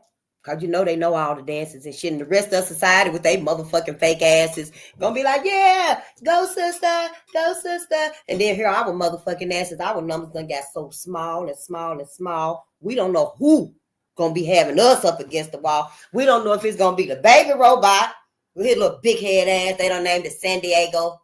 Little baby robot. We don't know if it's going to be the robot dog. We don't know if some of us going to be inside the Tesla. Can't get out. And we screaming, let me out of this motherfucker, kicking the door open and shit, but it's bulletproof. It's shatterproof. We don't know what the fuck gonna happen. Is Sophia ass gonna be standing up there? Or the black robot named Bing 78? Y'all, they done put a wig on her ass. Who gonna be holding us back? We gonna be like, let me get your damn hands off of me. It's a motherfucking robot. You can't make a robot let you go. So I'm just like, what is this new world coming up, you know? And yeah, don't make sense to me. Shit, I'm like, hell, black folks, you know, shit, I'm waiting on somebody to say, here I am, sister. I mean, I'm like, damn, shit, y'all gonna really walk us to the motherfucking slaughter. You really gonna walk us to the gas chambers. And we can't talk about it. We can't even talk about it. Shit. The hell if I ain't gonna talk about it. Shit, I'm cussing too, goddamn it, shit. Oh, hell no, don't take her motherfucking ass, shit. Take care of her right now. Shit, ain't nobody telling them don't talk about their Holocaust. Hell, I ain't even read the book since I think I read the first 3 pages, like the introductory, maybe the preface. But I'm gonna read it. I'm gonna read everything. So I'm reading every motherfucking thing. So I want anybody to say, this what happened. No, that ain't what happened. This is what happened. See, we finna expose what happened to Black America. I don't care who the fuck don't like it. Set your ass down somewhere else. Because we want to know what the fuck done happened to Black America. Let me tell y'all what this man done said. Honey, I was thinking about it, just thinking about it instead of when it dawned on me. Of course, that's what it means. Where did I put it at? So his name was William Joseph Simmons. And he formed the KKK after he seen Leo Frank, the lynching of Leo Frank, on the outskirts of Atlanta. I forgot what year. I didn't write it down. And it was, I don't know what I had. Oh, okay. I think I'm going to make another page or something. That's what I had that side note for. But he said that he describing himself. He described himself as he who traversed the realm of the unknown, wrestled the solemn secret from the grasp of night, and became the sovereign emperor master of the great lost mystery. A pamphlet, ABC of the Invisible Empire, declared the goals of the KKK to protect white women and save the white race. It's some more bullshit. But what I wanted to tell you that, honey, he talking about Black women. The motherfucker is talking about Black women. He traversed the realm of the unknown. He ravaged her body. He ate it, he bit it, he stabbed it, he did whatever he wanted to do with it. That's what he was talking about. When he said he wrestled the solemn secret from the grasp of night, he took her. He took her and inserted whatever he wanted to wherever he wanted to. That's what his ass meant. Then when his motherfucking ass said, and became the sovereign emperor master of the great lost mystery. Now he can tell other white men what it feels like. What was it like to actually get that Black body, that Black woman, and just do whatever you want to do with her? That's what his ass was talking about in the motherfucking pamphlets. It's a fetish. It's what they want. It's what they love. Sister, what the hell? We ain't coming to get your ass. We not coming to get your motherfucking ass this time. Hell to the fuck no. Y'all asses better get y'all asses out of them big plantation houses. You better climb through the motherfucking window, the door, the attic, underground, and get your ass out and meet us halfway. Because we Black America, we've been hearing about it. We've been ignoring it. We've been knowing. We've been knowing they ass don't like us. What the hell we think everybody around? No, they kicked me out of their store. They said I stole something. I food wasn't fixed right. They've been showing us and showing us and showing us they don't like our motherfucking asses, but they stealing and taking and just grabbing everything we got. All of these agendas against us and stuff. Oh, yeah, I'm done with it, honey. Sure is. I ain't going no motherfucking where. And y'all don't need to either. I meant to tell y'all this March that's coming up on the 18th. Keep your ass at home. I think I did. Keep your ass at home, watching some TV, some documentaries, read a book. We ain't going marching with nobody. We sure won't let they ass march by themselves, but let's read. Because here, what time is it? We got an hour. We gonna read for an hour. Yep. I know it just dawned on me. So that's what that motherfucker meant. That son of a bitch. So that's what they all mean. That's what they want. They subdue you, black man, and have their way with the black woman. For real. All right, man. Play the fool if they want to.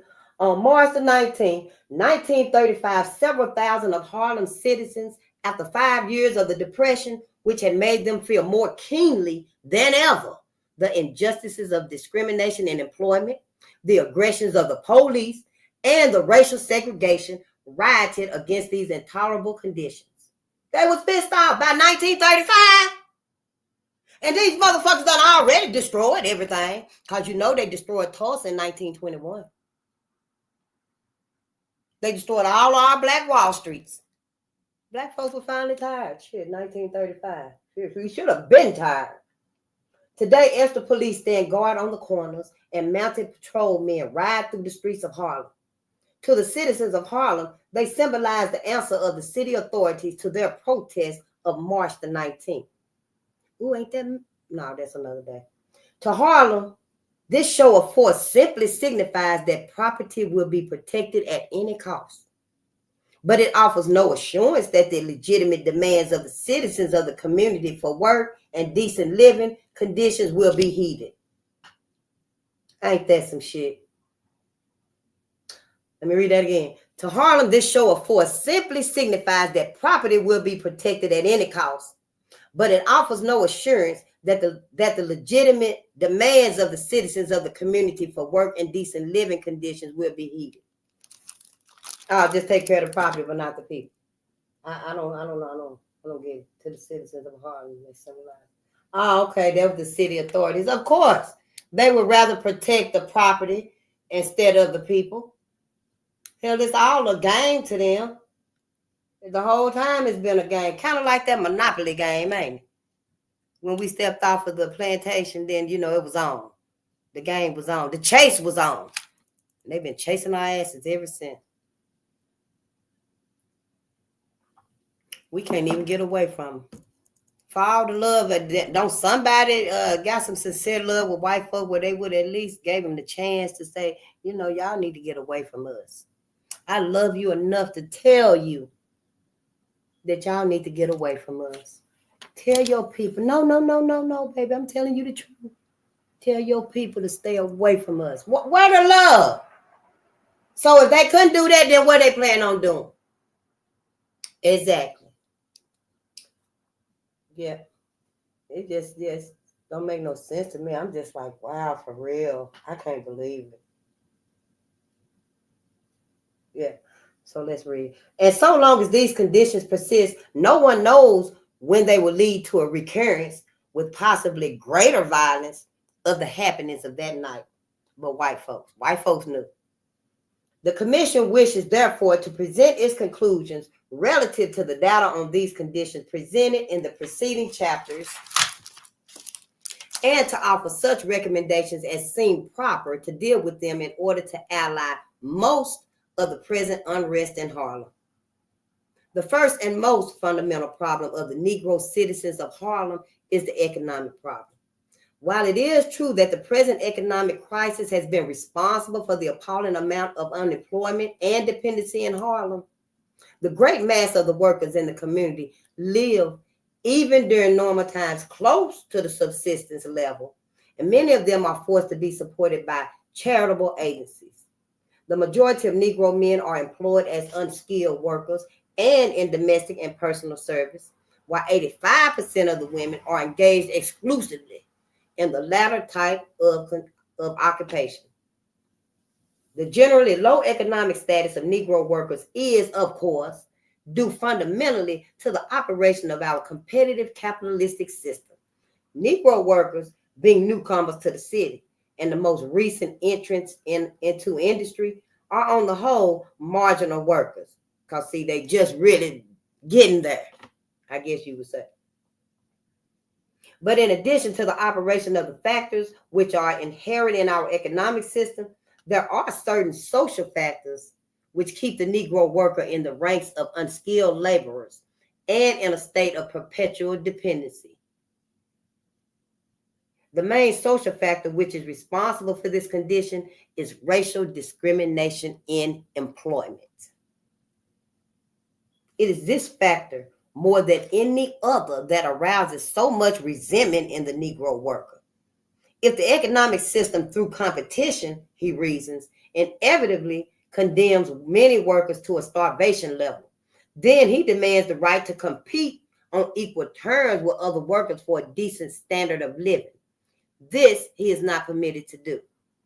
Racial discrimination as a factor in limiting the unemployment of Negroes is especially characteristic of the public utilities.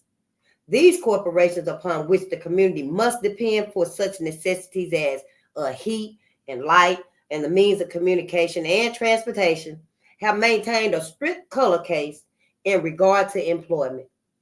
Thus, the Negro is forced by necessity to give up a relatively large part of his meager earnings, while these corporations remain adamant in the policy of excluding Negroes from employment.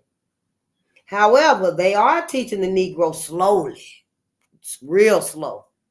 But surely the lesson, however, they are teaching the Negro slowly, but surely the lesson that only through collective or public ownership of the public utilities can he enforce his right to employment on the same basis as other races. While the independent subway system attempted in the beginning to apply the case principle to the unemployment of Negroes and allowed them to work only as porters, when this system was placed under civil service, Negroes were able to assert their legal right to compete on the same basis as other people. While the Negro worker has only won a more or less paper victory, he has placed the city of New York in a position where it must either uphold the laws or follow the example of private employers in keeping the Negro in menial positions at starvation wages. Well, at least they forced their hand. So, they have to, at least when they forced it, they got to pay them what they deserve. So unless it's a private employer, then, they can be like, oh, we ain't got to follow by the rules. We pay what we want to pay. Kind of like Kentucky is a Commonwealth state, and Kentucky can do what they want to do. Maybe, is that why Kentucky was so savage and brutal and ravageness? Because, their first book was Racial Violence in Kentucky, 1865 to 1940. No, that can't be it because everybody was savage and ravenous. Yeah. Well, it just came out anyway. But yeah. So, yeah, if they were private employers, then, yeah, they could keep Negroes, black people. They can keep black people at the, starvation level and stuff. Our analysis of the policy of discrimination in the employment of Negroes as practiced by private employers has been set forth above. Here we need only emphasize the fact that when employers exclude Negroes from employment or place the badge of inferior status upon them by keeping them in menial positions, they are only helping to make more acute the conflict between the employers and a large section of an urban proletariat, proletariat, proletariat, which is coming to look more and more upon employers as mere exploiters. When the outbreak occurred last March, the black proletariat attacked property, which had become a symbol of racial discrimination and exploitation, without even the compensation virtue of offering means of employment. However, we are fully aware that private employers count upon competition between black and white workers as a means of holding the unemployed and the dependent black masses in check. Like they used black people and told them, come on up here to New York, we got work for you and better wages. And then when black people got to New York stuff, honey, they were sleeping together on the floor. White people were mad at them because they had came and took their jobs and stuff. They wasn't getting paid nothing. It was totally different when they got there. The weather was different. Some of them went back home probably. But a lot of them, just had to suffer through it until, they saw a break. Just do us any kind of way. I always have done us any kind of way. And we think, well, as long as we can get through it. As long as we can get the fuck away from their asses, Black America. That's it and that's all. Work with them for now. But be working on your financial freedom. We working on our personal freedom, reading and studying and learning what we need to for us. And we working on our financial freedom, so we ain't even got to work with they motherfucking asses no more. Shit, we'll buy our own, products and stuff. Shit, I like bath butters y'all be making and stuff, and your candles and stuff. We'll buy our own stuff.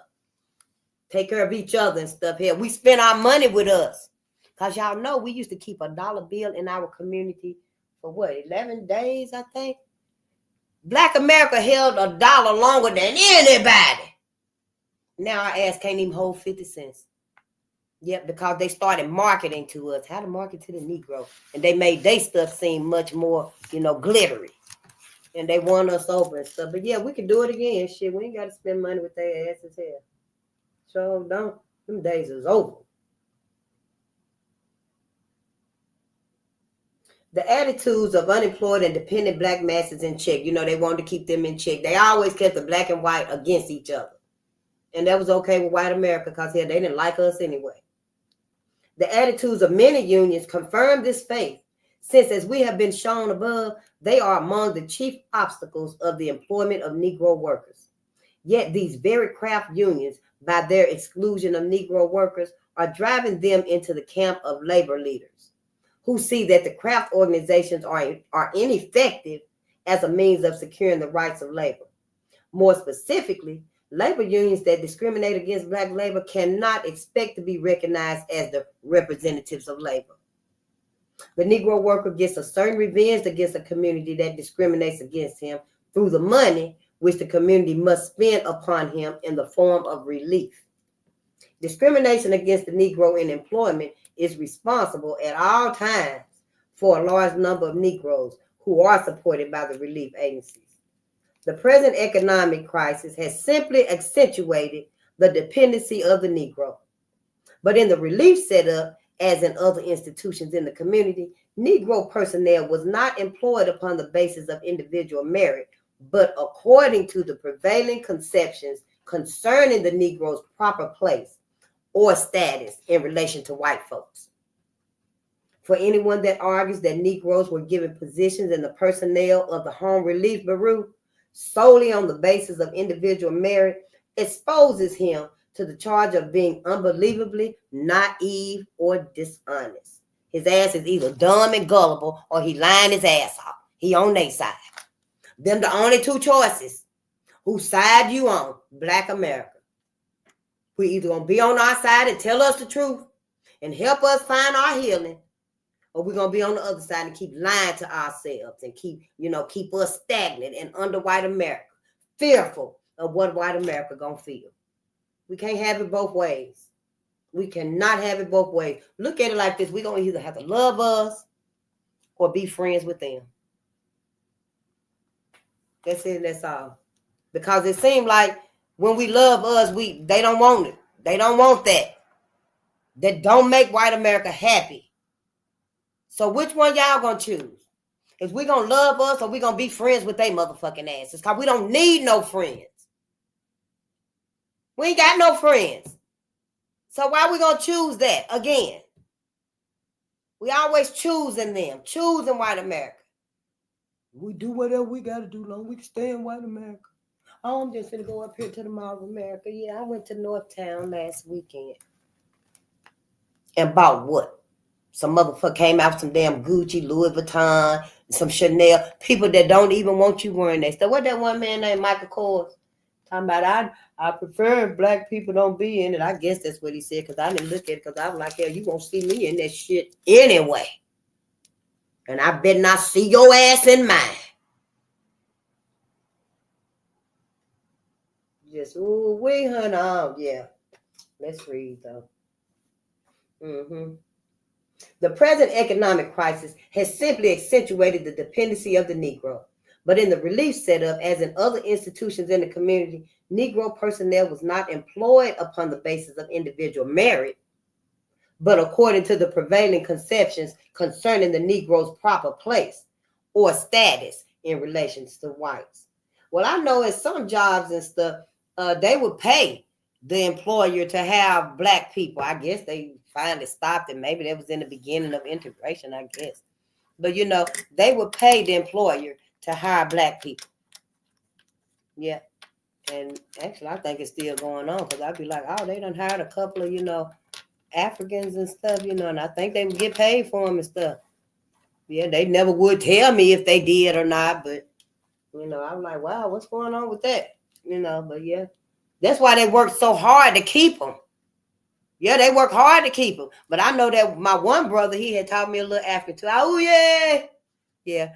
And, yeah, and he was saying they were racist and stuff, and he was gonna leave 100. They were like cater to him and stuff, wouldn't want him to leave. And I was wondering, well, dang, how much is they getting? For him to be working here, because he was the only African, that worked it with us. It was like some Mexicans and Somalians and stuff, but he was the only one. I'm like, wow, how much are they paying? They getting paid for you to be here working. But yeah, he left their ass too. He was like, all they racist ass shit. Yep, I seen him on the bus one day. I was like, yeah. He didn't even know who I was till I said, oh, yeah. Yeah. But, it's all good. We just got to love each other. Sure do shit. I ain't loving nobody else shit. Sure ain't. Don't hug me. Don't ask me for no hug shit, no touch. Oh, Face, how you doing? Yeah, whatever. Let's read. To be sure, racial discrimination was not as open and brutal as in private employment, but it accomplished the same end. It always do, don't it? See, they so damn crafty, it ain't even got to be brutal like they've been. Because, see, they got so many avenues where they can target us. They got so many agendas and events and compromises and laws and bills. And, they got all these codes and stuff. So, you see, they ain't really got to get savage, except for those that's like, in the backwoods type of shit. Just imagine in the backwoods and stuff, yeah. And they stay in the backwoods because anybody that's caught back there, yeah, they can just ravage them up. You don't too hard to see. You don't see them type out in society that much. But when you do, something done happen, and then, they retreat, go back to the woods and stuff. But the ones that's out here and stuff, yeah, they'll make you think they so calm and cool and, we're never like that. We were never like that. We get to talking about it with them and stuff, they soon to just faint and fall out. Yeah. And once they gather themselves again and you start talking, they fall out and faint again. So we might well just get the hell away from them. Yeah, because eventually that's going to turn to rage. You know that, don't you? Eventually it's going to turn to rage from white folks, white America. They can't handle too much. Yeah, but I just want Black America to, use discernment. I mean, we done put ourselves in a situation with them. I don't know. You better start stashing your weapons and shit. Because when they snap off, be able to get to what you got. Make sure you can get out that door. I don't know. It's going to be really crucial. Let's read. For example, Negroes were not put in such strategic positions as to see that work relief was given on equitable basis. While naturally, many mistakes was made in the classification of relief clients. Mistakes do not explain the fact that most Negroes, no matter what they skill, were given the classification of laborers.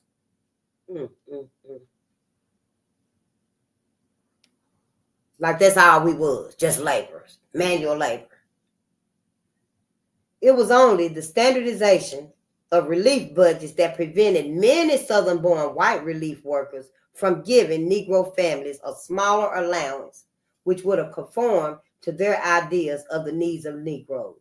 Ain't that some shit? If they could have, they would have gave Negroes, they would have gave Black people us less according to our needs, our standards. Like, they don't need much sleep. They don't need pain medicine. So they don't need much money for their little needs. Like just write us off. At any rate, it appears that only in the giving of home relief was the Negro treated on the whole as other citizens.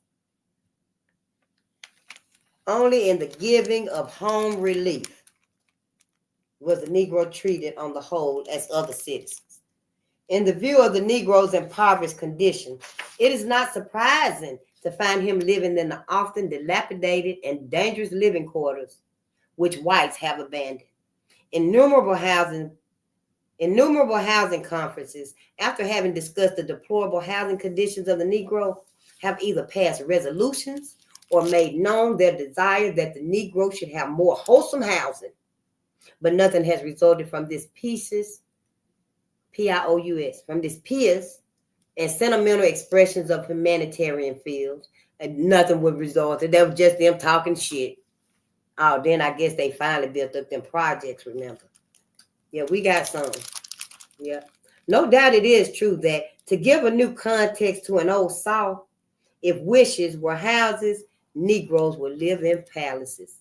Yeah, palaces. Yeah. That's kind of like, telling us that, yeah, we're going to fix it up so y'all can have the best like we got the best, and we all can be one. And then they bring us a little bitty side shoot they done made up and threw together. Ain't even the same wood. Here it is. I hope you like it. Ain't even the same wood.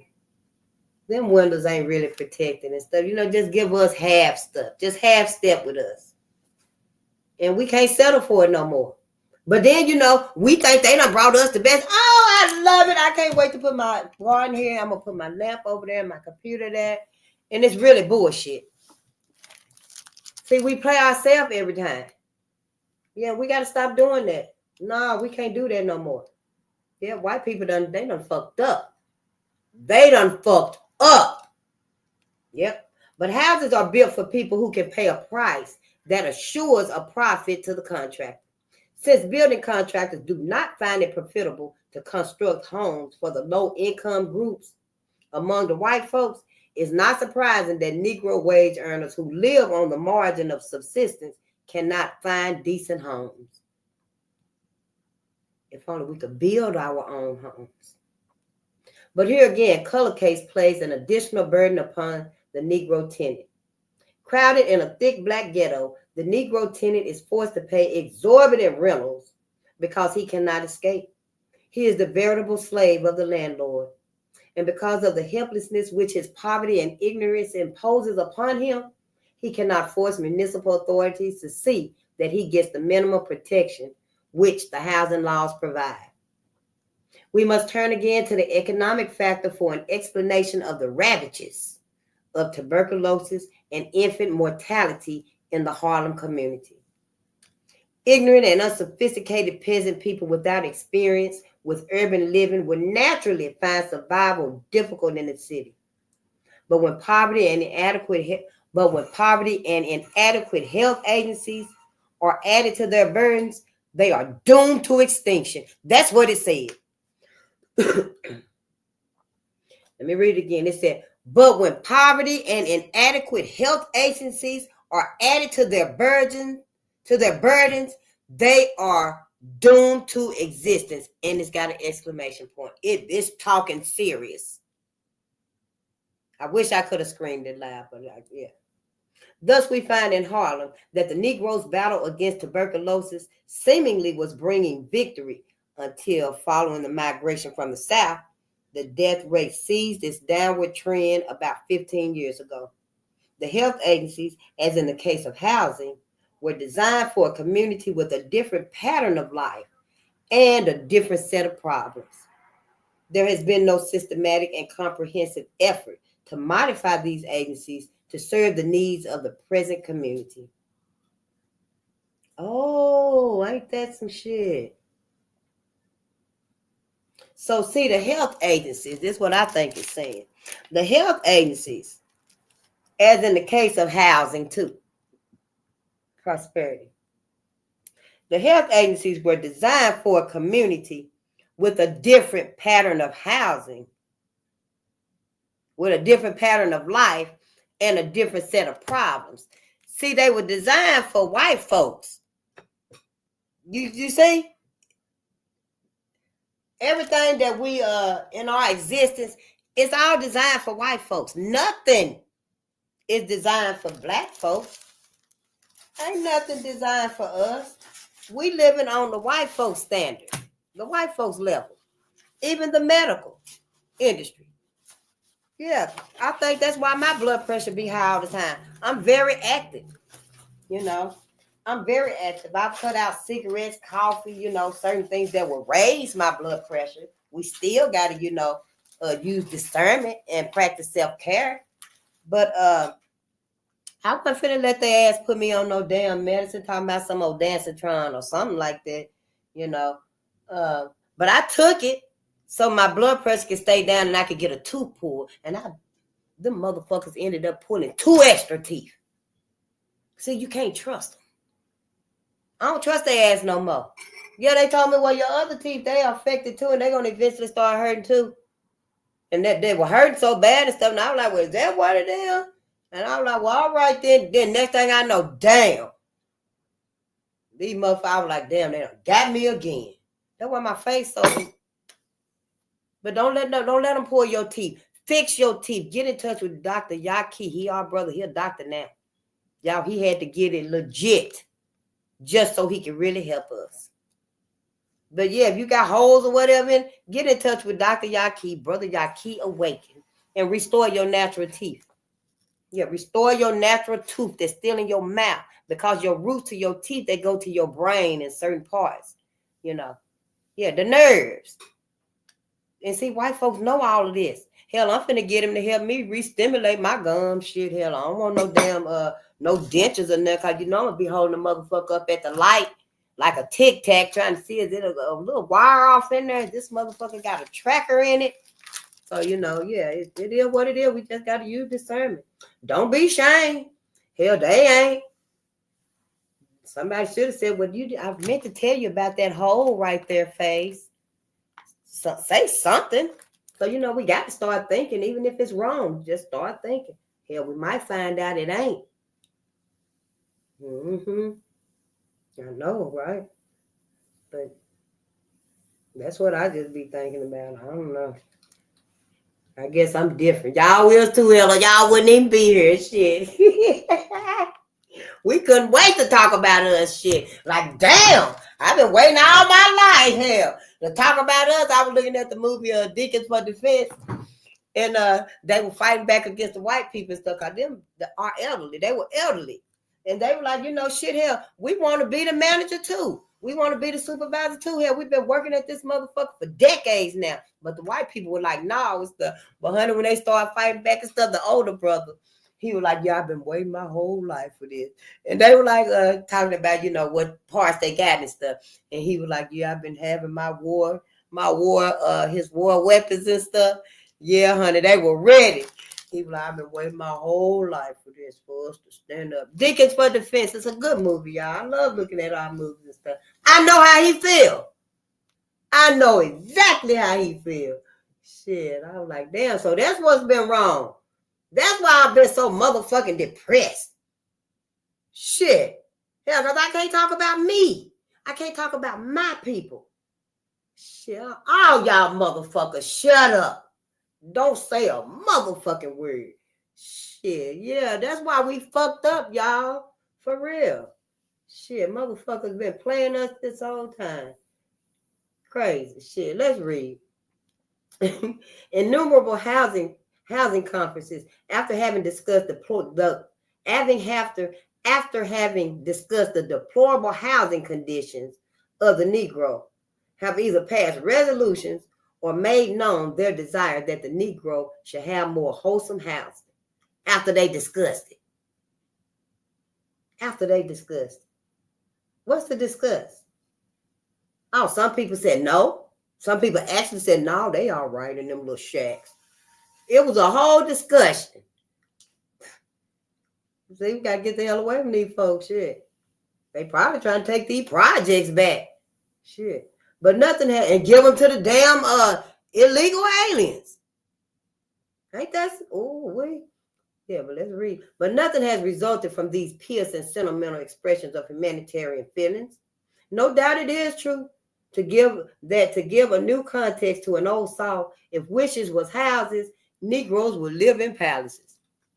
But houses are built for people who can pay a price that assures a profit to the contractor, and we didn't have no money.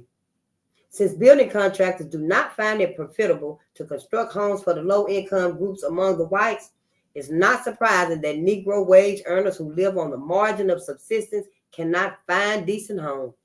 Because they wouldn't even do homes for the low-income white folks. And they knew this. So you know they wasn't finna do nothing for black folks. See, they so motherfucking conniving and shit. But here again, color case places an additional burden upon the Negro tenant. Crowded in a black ghetto, the Negro tenant is forced to pay exorbitant rentals because he cannot escape. He is the veritable slave of the landlord.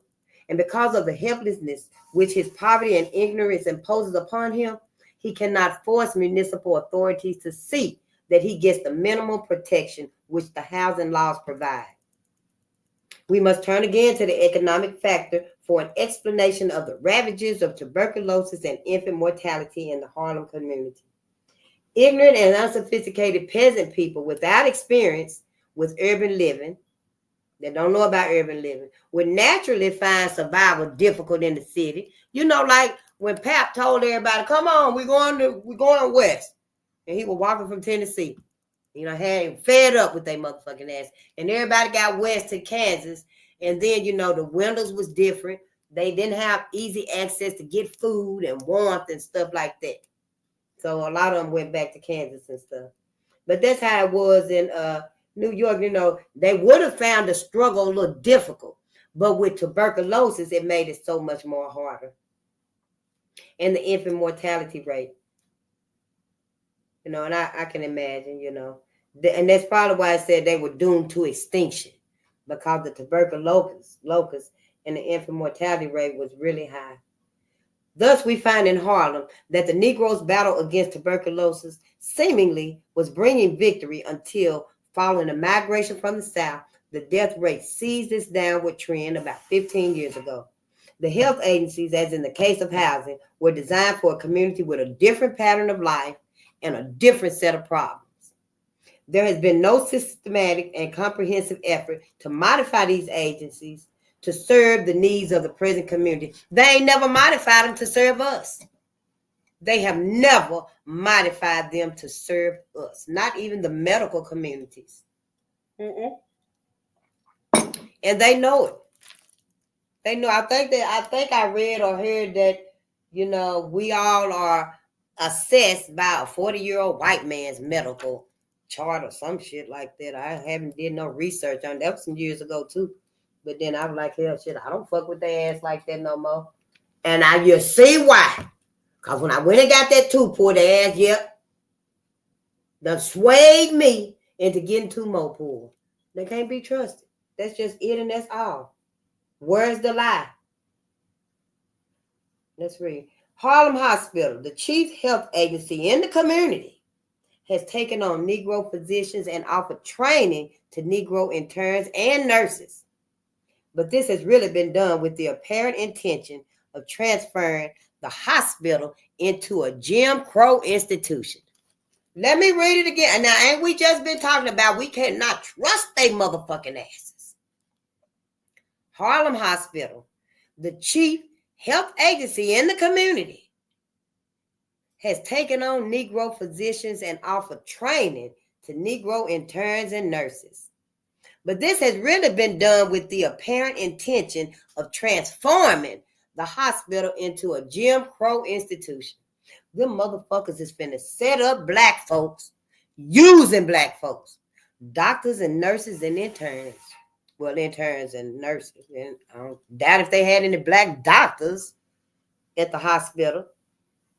But yeah, see, the lack of morale among the medical staff, the treatment accorded to patients, and the general management of the hospital have all indicated that standards are being set up to harmonize with the generally inferior status of the Negro as a distinct racial group.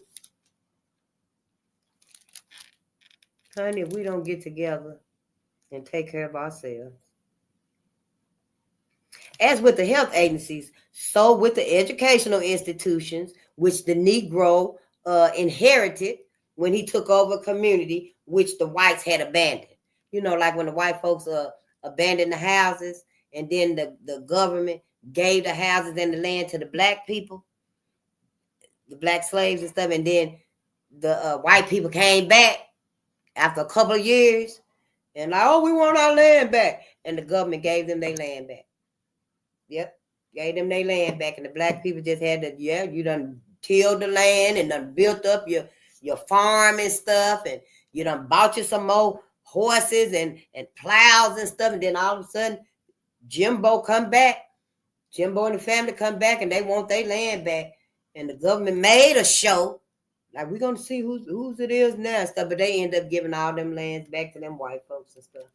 Ain't no trust, ain't no loyalty whatsoever. Yep. As with the health agency, so with the educational institutions, which the Negro inherited when he took over a community which the white people had abandoned. The disgraceful physical condition of the schools of Harlem, as well as the lack of recreational facilities and the vicious environments that surrounded the schools, all indicate the presence of a poverty-stricken and therefore helpless group of people in the community. One can almost trace the limits of the Negro community through the character of the old school buildings, through the character of the school buildings. That these conditions are due primarily to the fact that the Negro community is powerless to enforce the indifferent city authorities to afford adequate educational and recreational facilities was forcibly demonstrated by the fact that a recently proposed building program involving the expenditure of $1,120 million. Wait a minute, how you say this now? $120,747,000. I know, right? I need your math classes, shit, don't I? Shit, I can read, but hell, shit. So that's $120,747,000, and included only $400,000 for an annex in Harlem. Dang, that wasn't even half. That wasn't even close to half. So this recently proposed building program involved the expenditure of $120,747,000 included only $400,000 for an annex in Harlem, although most of the schools in this area were built before 1900. Such an experiment as Harlem is naturally a breeding place. Such an environment as Harlem is naturally a breeding place of juvenile and adult delinquency. What has been found in Harlem concerning juvenile delinquency only confirms the studies that have shown the decisive influence of community disorganization as a complex of causative factors, no matter what racial group inhabits such a community. Yet, in the case of Harlem, we find a few of the agencies that have an ameliorative,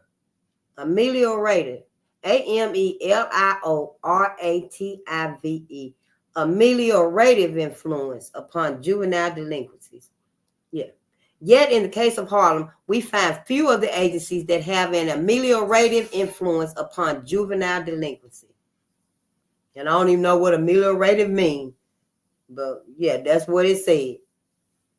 See, we need a dictionary too, you know. And see, this is my first time reading it. Yeah, these books right here, my first time reading them too. If you've read it and you know you got it, then you need to let me know. And yeah. So yeah, some of the words I had never seen it before. Yeah. In regard to adult delinquency, we find no organized criminal gangs, but a preponderance of such crimes as flourish among poverty-stricken and disorganized people. Not no gangs and stuff, but you know, like people that's just poverty-stricken, you know, and then disorganized people. I don't know what that means. Disorganized people. How do you categorize somebody that's disorganized? Poverty-stricken, somebody might, you know, be getting something to keep warm or to eat. You know, maybe they stole a glove or some coats or something. You know, because they poverty-stricken. They trying to get some food. They trying to stay warm. But disorganized people. So just to see us, having a hard time, I guess. They just got to throw it all on us, I guess. Yeah, so they, that's kind of like, yeah. That's how they are, though, I guess. Moreover, the fact should be stressed that the very economic importance of the community and its subjection to exploitation by outside interests, such as the policy racket and the location of institutions in the community for the pleasures and vices of white people who seek this means of escape from the censure of their own groups, encourages antisocial behavior and nullifies the efforts of responsible citizens to maintain social control. So while black folks is going through that, white folks come and bringing their asses over there. Because, see, that's their escape from their community. They can come over there and, and get the drinking and feel like, oh, yeah, we all one. And, just been hanging around at the bar, watching us, always watching. That's what it seemed like to me, such as the policy racket and the location of institutions in the community for the pleasures of and vices of whites. So like they would set up they little juke joints and stuff. Remember, like in the other story, it was saying that, blacks had to come back and forth from their work to home, and the white folks would have that athletic club set up, and they in there working out and stuff, and they come out after a while and they all big and buff. And, some black people, they coming through. That's their route, and they can tell they tired, they weak, some of them probably ain't as strong and buff as they are. So they use that to intimidate them. Same thing. I just see they motherfucking ass sitting in clubs and the little bars and shit, And when they see black people coming through, because it was their community, yeah. Mm-hmm.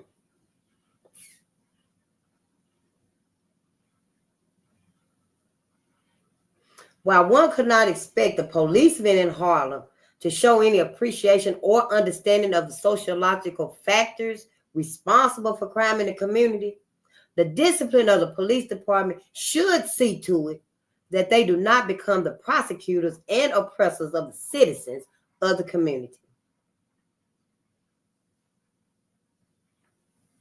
Nevertheless, it is true that the police practice aggressions and brutalities upon the Harlem citizens, not only because they are Negroes, but because they poor and therefore they're defenseless. They can't defend themselves.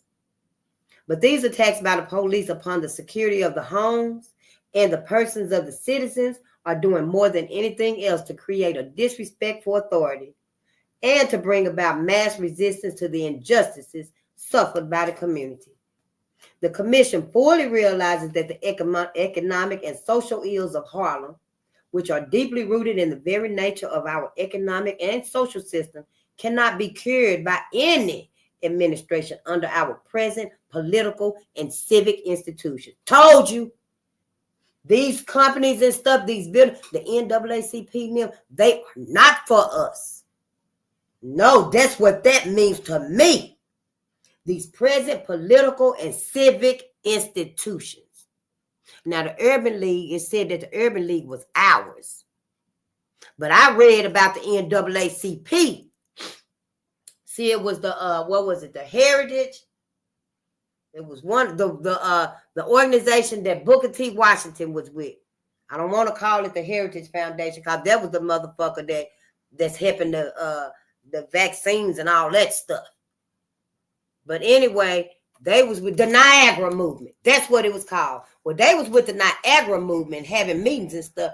So Mary White Overton took her motherfucking ass to the meeting, took all the notes. Then she went back to her community with the white men, and there was a lynching. When that lynching came up, because they was already planning and stuff anyway, but the lynching happened, and that was just right on time for them because they jumped on it.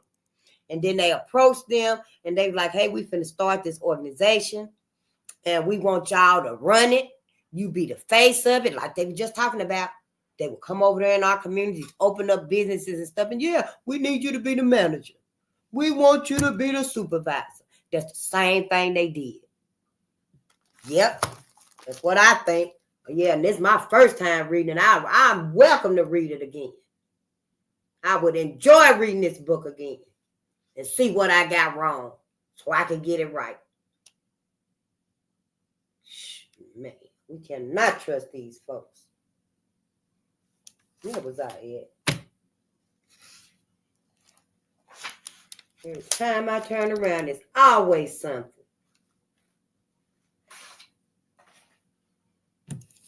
Well, y'all know we might back up a little bit anyway. Okay, yeah. As with the health agencies, so with the educational institutions, with the Negro inherited when he took over a community which the whites had abandoned. The disgraceful physical condition of the schools of Harlem, as well as the lack of recreational facilities and the vicious environments that surround the school, all indicate the presence of a poverty-stricken and therefore helpless group of people in the community. One can almost trace the limits of the Negro community through the character of the school buildings, how the buildings are so old and stuff, like where I'm from. Where I'm from, our buildings are so old and stuff, it look like you just walk by and just push it over. You know, they just, yeah. They don't really repair anything for us and stuff. But yeah, I'm not going to read all that. I'm going to get down to where I was at.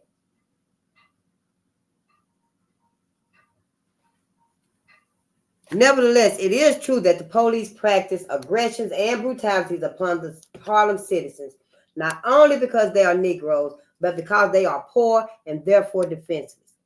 But these attacks by the police upon the security of the homes and the persons of the citizens are doing more than anything else to create a disrespect for authority and to bring about mass resistance to the injustices suffered by the community. Yeah, it's just making the community distrust them and hate them. Yeah, we already have reason to. The commission fully realizes that the economic and social ills of Harlem, which are deeply rooted in the very nature of our economic and social system, cannot be cured by any administration under our present political and civic institutions. Yet, the commission is convinced that if the administrative machinery set itself to prevent racial discrimination in such municipal institutions as the school and the city's subway system, and penalize as far as possible private concerns and individuals that practice racial discrimination, the people of Harlem would at least not feel that their economic and social ills were forms of racial persecution. Wow, like they just got it figured out. Like they just got it all figured out. Well, we're going to do this, this, and this. And maybe then they won't feel like it's racial persecution. They being racially discriminated against. All of the shit they done did and set up, they done picked 3 things that we going to change. See how they think about it? They know. We don't be thinking. We ain't using common sense. They've always had that mentality. At about 2:30 on the afternoon of March the 19th, 1935, Lionel Rivera, Linorivera, a 16-year-old colored boy, stole a knife from a counter in the rear of E.H. Crest and Company on 125th Street. He was seen by the manager of the store, Jackson Smith, and an assistant, Charles Hurley, who were on the balcony at the time, but they were watching him. They was on the balcony, but they were looking at him. Probably through the standing like this, but you know, you can see in the glare of the window. Damn. Mr. Hurley and another employee overtook the boy before he was able to make his escape through the front door. When the 2 men took the knife from Rivera's pocket and threatened him with punishment, the boy in his fright tried to cling to a pillar and bit the hands of his captors. Rivera was finally taken to the front entrance, where mounted patrolman Donahue was called. The boy was taken back into the store by the officer, who asked the manager if an arrest was desired, while Mr. Smith, the manager, instructed the officer to let the culprit go free, as he had done in many cases before. Now, let's give him credit. He done let him go many times before. An officer from the Crime Prevention Bureau was sent to the store. Even though he said let him go, they still sent an officer. The officer still came to the store. This relatively, Relatively, This relatively unimportant case of juvenile pilfering would never have acquired the significance which it later took on had not a fortuitous combination of subsequent events made it the spark that set aflame the smoldering resentments of the people of Harlem against racial discrimination and poverty in the midst of plenty. Patrolman Donahue, in order to avoid the curious and excited spectators, took the boy through the basement to the rear entrance on 124th Street.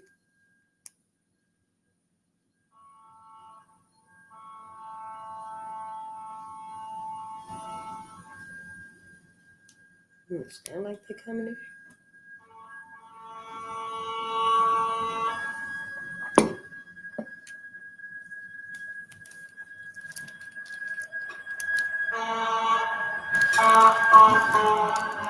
Well, damn, what kind of siren was that? It was an ambulance. I guess they got different sirens now, huh? Okay, so they took him through the basement. But this act, Patrolman Donahue, in order to avoid the curious and excited spectators, took the boy through the basement to the rear entrance on 124th Street. But his act only confirmed the outcry of a hysterical Negro woman that they had taken the boy to the basement to beat him up. Prosperity. Likewise, the appearance of the ambulance, which had been summoned to dress the wounded hands of the boy's captors, because he bit him, not only seemed to substantiate her charge, but when it left empty, gave color to another rumor that the boy was dead.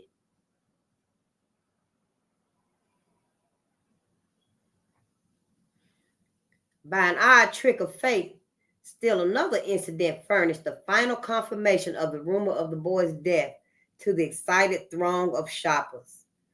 A hearse, which was usually kept in a garage opposite the store on 124th Street, was parked in front of the store entrance, while the driver entered the store to see his brother-in-law. The rumor of the death of the boy, which became now to the aroused Negro shoppers an established fact, awakened the deep-seated sense of wrongs and denials and even memories of injustices in the South. One woman was heard to cry out that the treatment was just like down South where they lynch us. The deep sense of wrong expressed in this remark was echoed in the rising resentment, which turned 100 or more shoppers into an indignant crowd. Policemen's attitude arouses crowd. The sporadic attempts on the part of the police to assure the crowd within the store that no harm had been done, the boy fell upon, but they finna try to lie.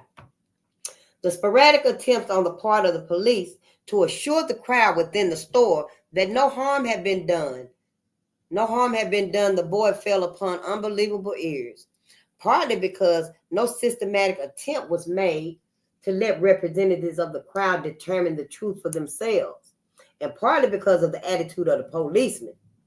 According to the testimony of one policeman, a committee of women from among the shoppers was permitted to search the basement, but these women have never been located. On the other hand, when the crowd became too insistent about learning the fate of the boy, the police told them that it was none of their business and attempted to shove them towards the door. This only tended to infuriate the crowd. And was interpreted by them as further evidence of the suppression of a wronged race. This only tended to infuriate the crowd and was interpreted by them as further evidence of the suppression of a wronged race. At 5:30, it became necessary to close the store.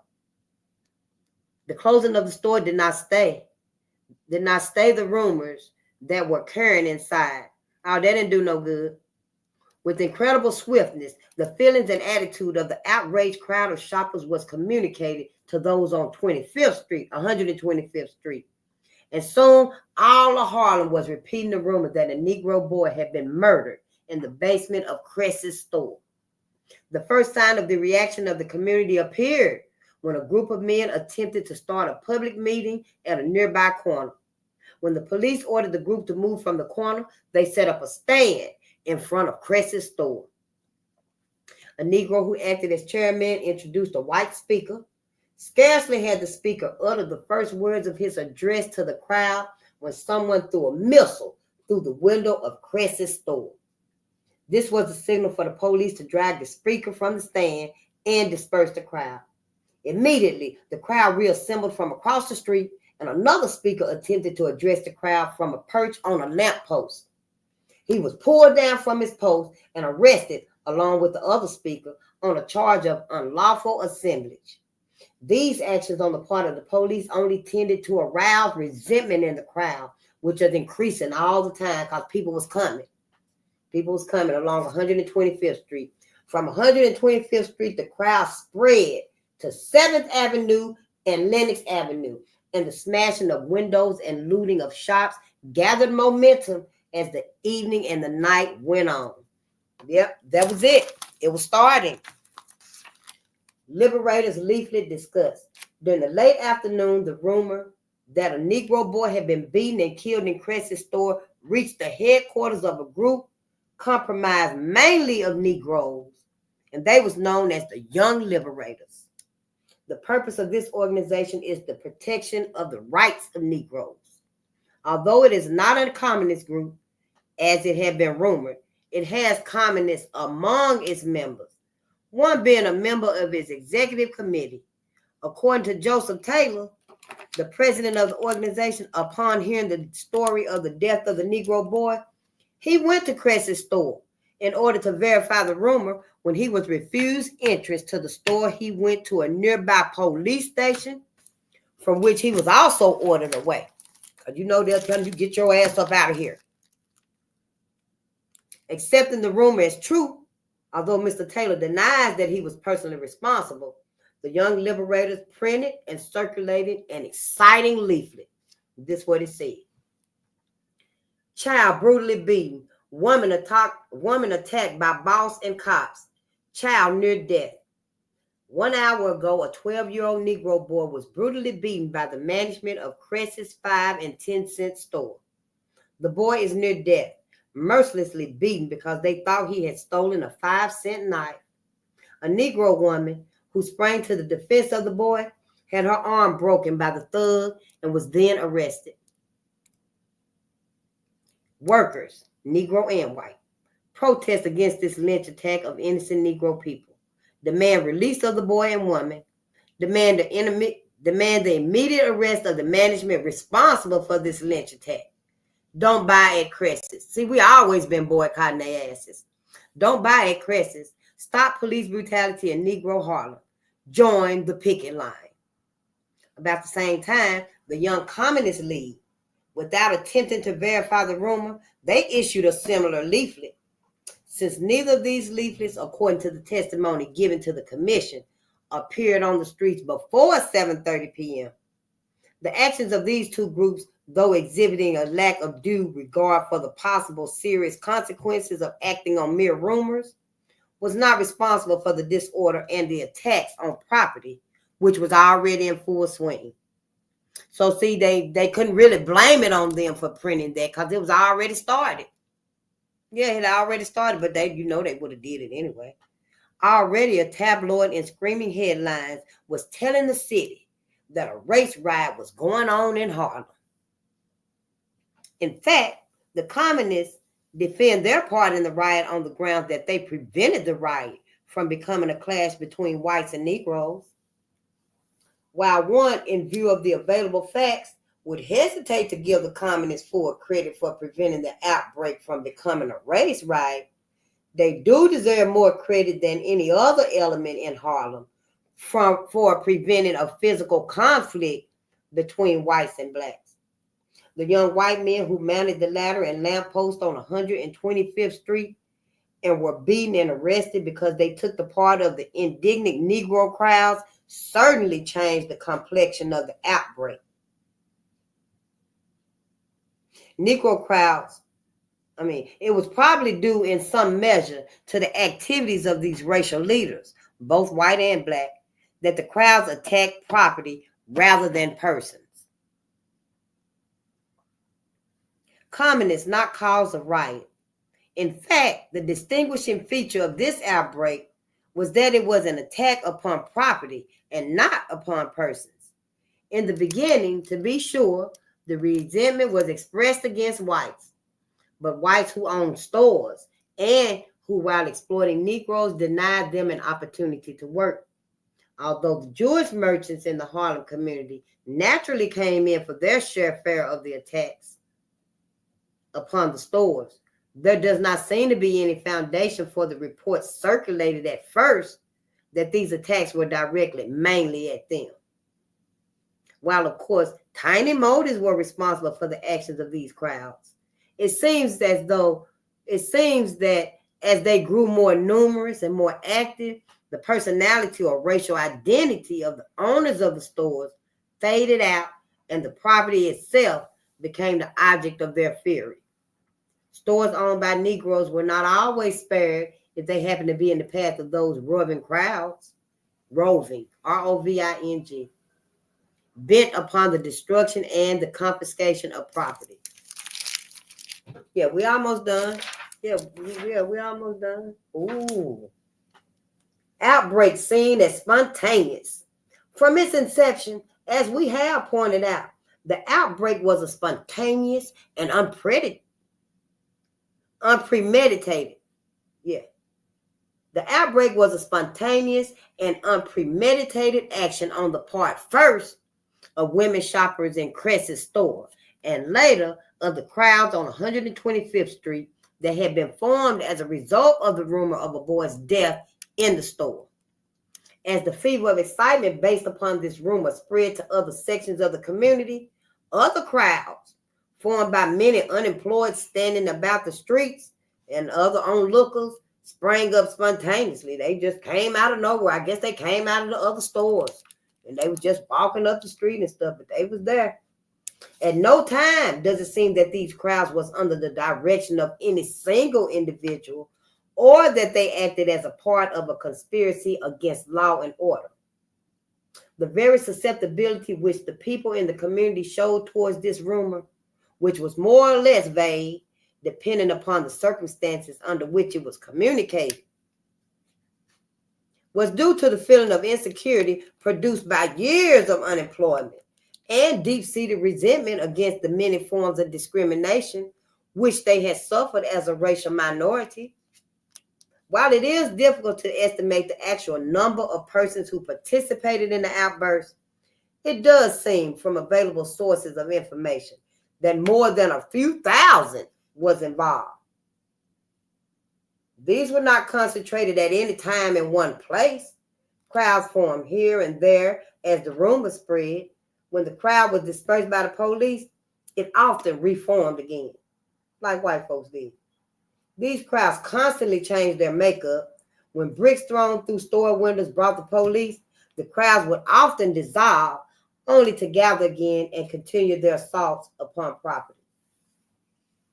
Looting often followed the smashing of store windows, the screaming of sirens, the sound of pistol shots, and the cracking of glass created in many a need for destruction and excitement. Rubbish, flower pots, or any object at hand was tossed from windows into the street. People seized property when there was no possible use which it would serve. They acted as if there was a chance to seize what rightfully belonged to them, but had long been withheld. And so now we're like, yeah, we getting this shit now. The crowd showed various needs and changed their mood from time to time. Some of the destruction was carried on in a playful spirit. Even the looting, which has furnished many an amusing tale, was sometimes done in the spirit of children taking preserves from a closet to which they have accidentally found the key. The mood of these crowds was determined in many cases by the attitude of the police toward their unruly conduct. But in the end, neither the threats nor the reassurances of the police could restrain these spontaneous outbursts until the crowd had spent themselves and given release to their pent-up emotions. People just had to wear themselves out. The final dramatic attempt on the part of the police to placate the populace by having the unharmed Lionel Rivera photographed with the Negro police lieutenant. Samuel Battle only furnished the basis of the rumor that Rivera, who was on probation for having placed a slug in a subway turnstile, was being used as a substitute to defeat the people, to deceive the people. So even though they took that little boy down there and beat him and killed him, after all of that right there is said and done, they go get another little boy to take a picture so they could deceive the people that the little boy wasn't really hurt. He wasn't really dead. But then, it said that it sent the women down off in the basement to look for the little boy, and they didn't see the women no more. Well, they had a hearse across the street from Cress's store that was their family, in-laws or something, but they was in cahoots together. So ain't no telling how many Black babies and kids and youth in that store, because they already knew to watch them. 9 times out of 10, I'm sure some of them was like, I'm going to take this little pocket knife, because that's what he had, was a little 5-cent pocket knife. I'm going to take this little whistle, and they watching them and stuff. Yeah, it's a whole setup, a whole game. I know. You too. Well, I think we'll start right here at this next one tomorrow night, because, we getting there. Wow, look, we ain't halfway through, but we getting there, right? I mean, so see, they always been doing this to us. It ain't nothing new for them, but it is for us, because now we paying attention. Now we trying to remember. Oh, it's 3:05. I so apologize, y'all. I'm going to try not to be keeping y'all too late and stuff. It's just that it's a thick book this time, And then, I do have to talk, because I do have to come on here and relieve myself too. I need to talk to y'all. Because shit, these motherfuckers is crazy out here. Shit, don't be lying to me. Harlem Hospital is infiltrated by gang stalkers. Contracts made with many families and groups to harass innocent people. People of color and Latinos all joined together in many ways to gang stalk. We just ain't got no kind of safety out here. There is now predictive policing where innocent people are gang stalked all through the cities. Yeah, they always catching us up, cookies and cream. Black people, we got to get together for us. We got to get together for us. And I know some of us do have some strong bonds with other people and stuff, but, just use your discernment. We in it too deep. We in it so deep now and stuff. But I will say one thing. Don't you turn your back on your family for nobody. Don't you turn your back on your people for nobody. And I won't either. Because everybody that made it look good for my ancestors, and those that did fall for it, thought the glitter was good, the ice was colder, the grass was greener, they actually found out that it truly wasn't. It ain't worth it to sell out your people. Your whole people is not worth it. We can't do it no more. We cannot do it no more. It's unacceptable.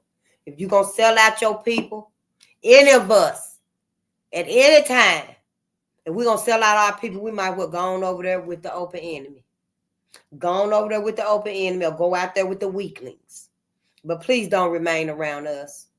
Do not stay around us. And we're trying to heal our people and save our babies. We're trying to save their future, give them something in the future to live for. Because they're not going to want to live for nothing if they get in this new world order to a bunch of bullshit. And I don't blame them. It's time for us to stand up and save ourselves and our kids, our babies. Yeah. But I love you all, and I want you all to get some sleep. And, we just going to process this too. That's why the ancestors had me do it at midnight, I guess. Midnight with the ancestors. Because it's a lot to process. This right here ain't as graphic as that Red Summer was and that racial violence in Kentucky, 1865 to 1940. Because that was literally talking about when they was just literally, dragging the black bodies and stuff. This is graphic. This right here is graphic. It do take you there. Some parts of it and stuff, but them other parts were just like constant. You know, so we always just have to, you know, keep our eyes on the prize because everybody else is. That's what we got to do, Black America. It's all about us. This whole thing is about us. I don't care how they make it look. I don't care how many times they change the outfit, they change the name. The program looks different. The curriculum looks different. Their whole setup, you know, it looks different. But it don't matter. The bottom line is going to always be to get what we got that they can't get. You know, what the cosmos has given us, it's ours. Can't nobody get it. Here, what they going to do with it when they get it? What they going to do with it when they get it? Makes me think it's the Eve gene. You know, it's something we got that they ain't got and they won't. But hell, you know. Yeah, so we just got to come together. That's all we got to do. Thank your ancestors, too. Add them to your praises and your gratitude. Because y'all know, when we are grateful, oh, it does something wonderful to us when we grateful, y'all. It actually makes us 25% happy. Yeah. When you are grateful, honey, it makes you 25% happier. It rewires your brain when you're grateful for something. Just be grateful for something. I'm grateful for my paycheck. Anything. When you're grateful for something, it just makes you happier. It rewires your brain. It eliminates stress. It helps you sleep at night. See, all these things we take for granted that they don't teach us, those are the keys that we need so it can open us, open our minds up, open our hearts for us. We got to have some love for us. Yep, find it. Find that love for us because we need it. Yeah. Oh, and it also enhances the law of attraction when you're grateful. Yeah, when you're grateful, honey, the law of attraction. That means everything that you desire, it desires you.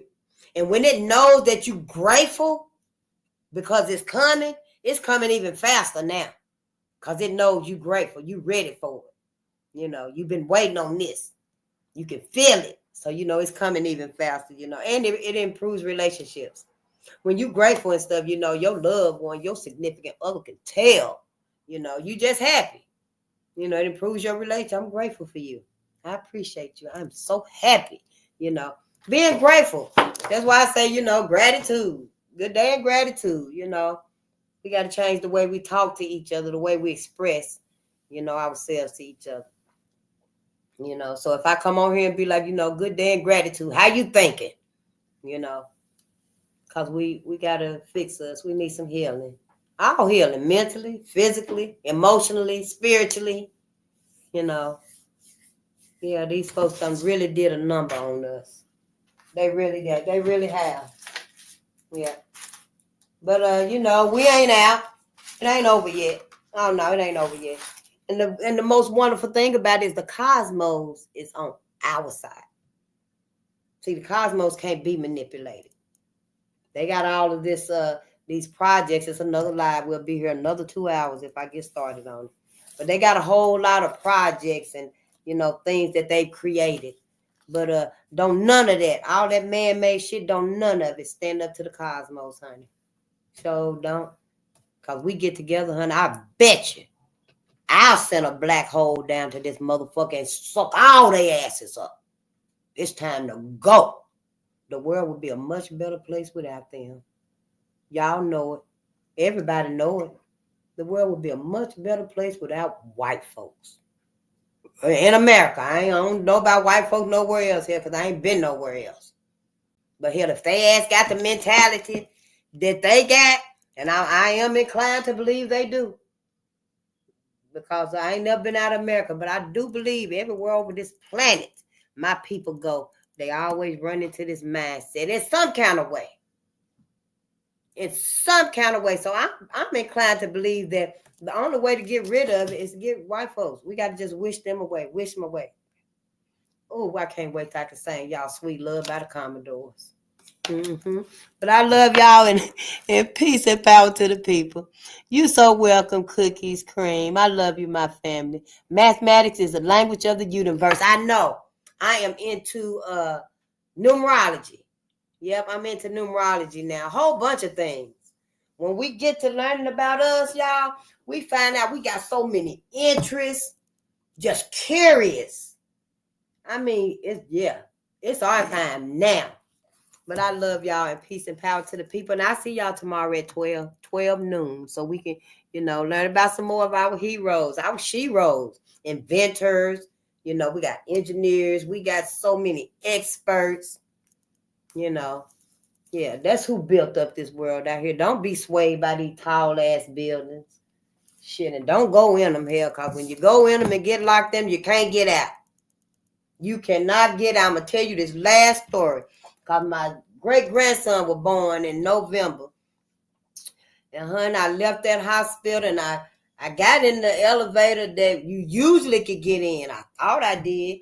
I don't know where I got off of it, but I was in that motherfucker for 45 minutes in the bottom of the hospital. And I was just walking around and shit, trying to get up out there. And I seen some man, and he was like, yeah, they all going to the elevator. So I was like, well, I'll just walk with y'all and stuff, and they had got in the elevator. And then I was walking with him, and we got in the elevator and stuff. They were going to their car. I wasn't going to my car. Hell, I was trying to get outside. So I was like, when they got off and went where they were going, I got off and went the other way and stuff. And finally came out, y'all. And hell, I was across the street from the hospital in the other building. Oh, I was done with it, honey. I said, I don't give a thing. I will walk the rest of the way so I know where I'm going to come out at. So now be particular when you go up in these big ass buildings and stuff. Now, there was a hospital. Granted, a hospital is supposed to be big. It's supposed to be big, and it's supposed to be, spacious.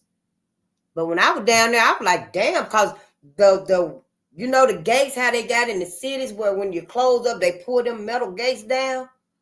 All of the motherfucking doors had gates on them. And I was thinking to myself, I got to get the hell up out of here. I was looking for an elevator. I said, because if I can't get out of here and stuff, and, everybody done left, and I'm down in the bottom of this damn building right here, I might well just sit in this corner and wait till the next day when, the building open up and stuff. Y'all some bullshit. Be careful where y'all going out here, shit. Mm-hmm. I love y'all, and peace and power to the people. And I'm going to look at these comments first. Yeah, I'm going to do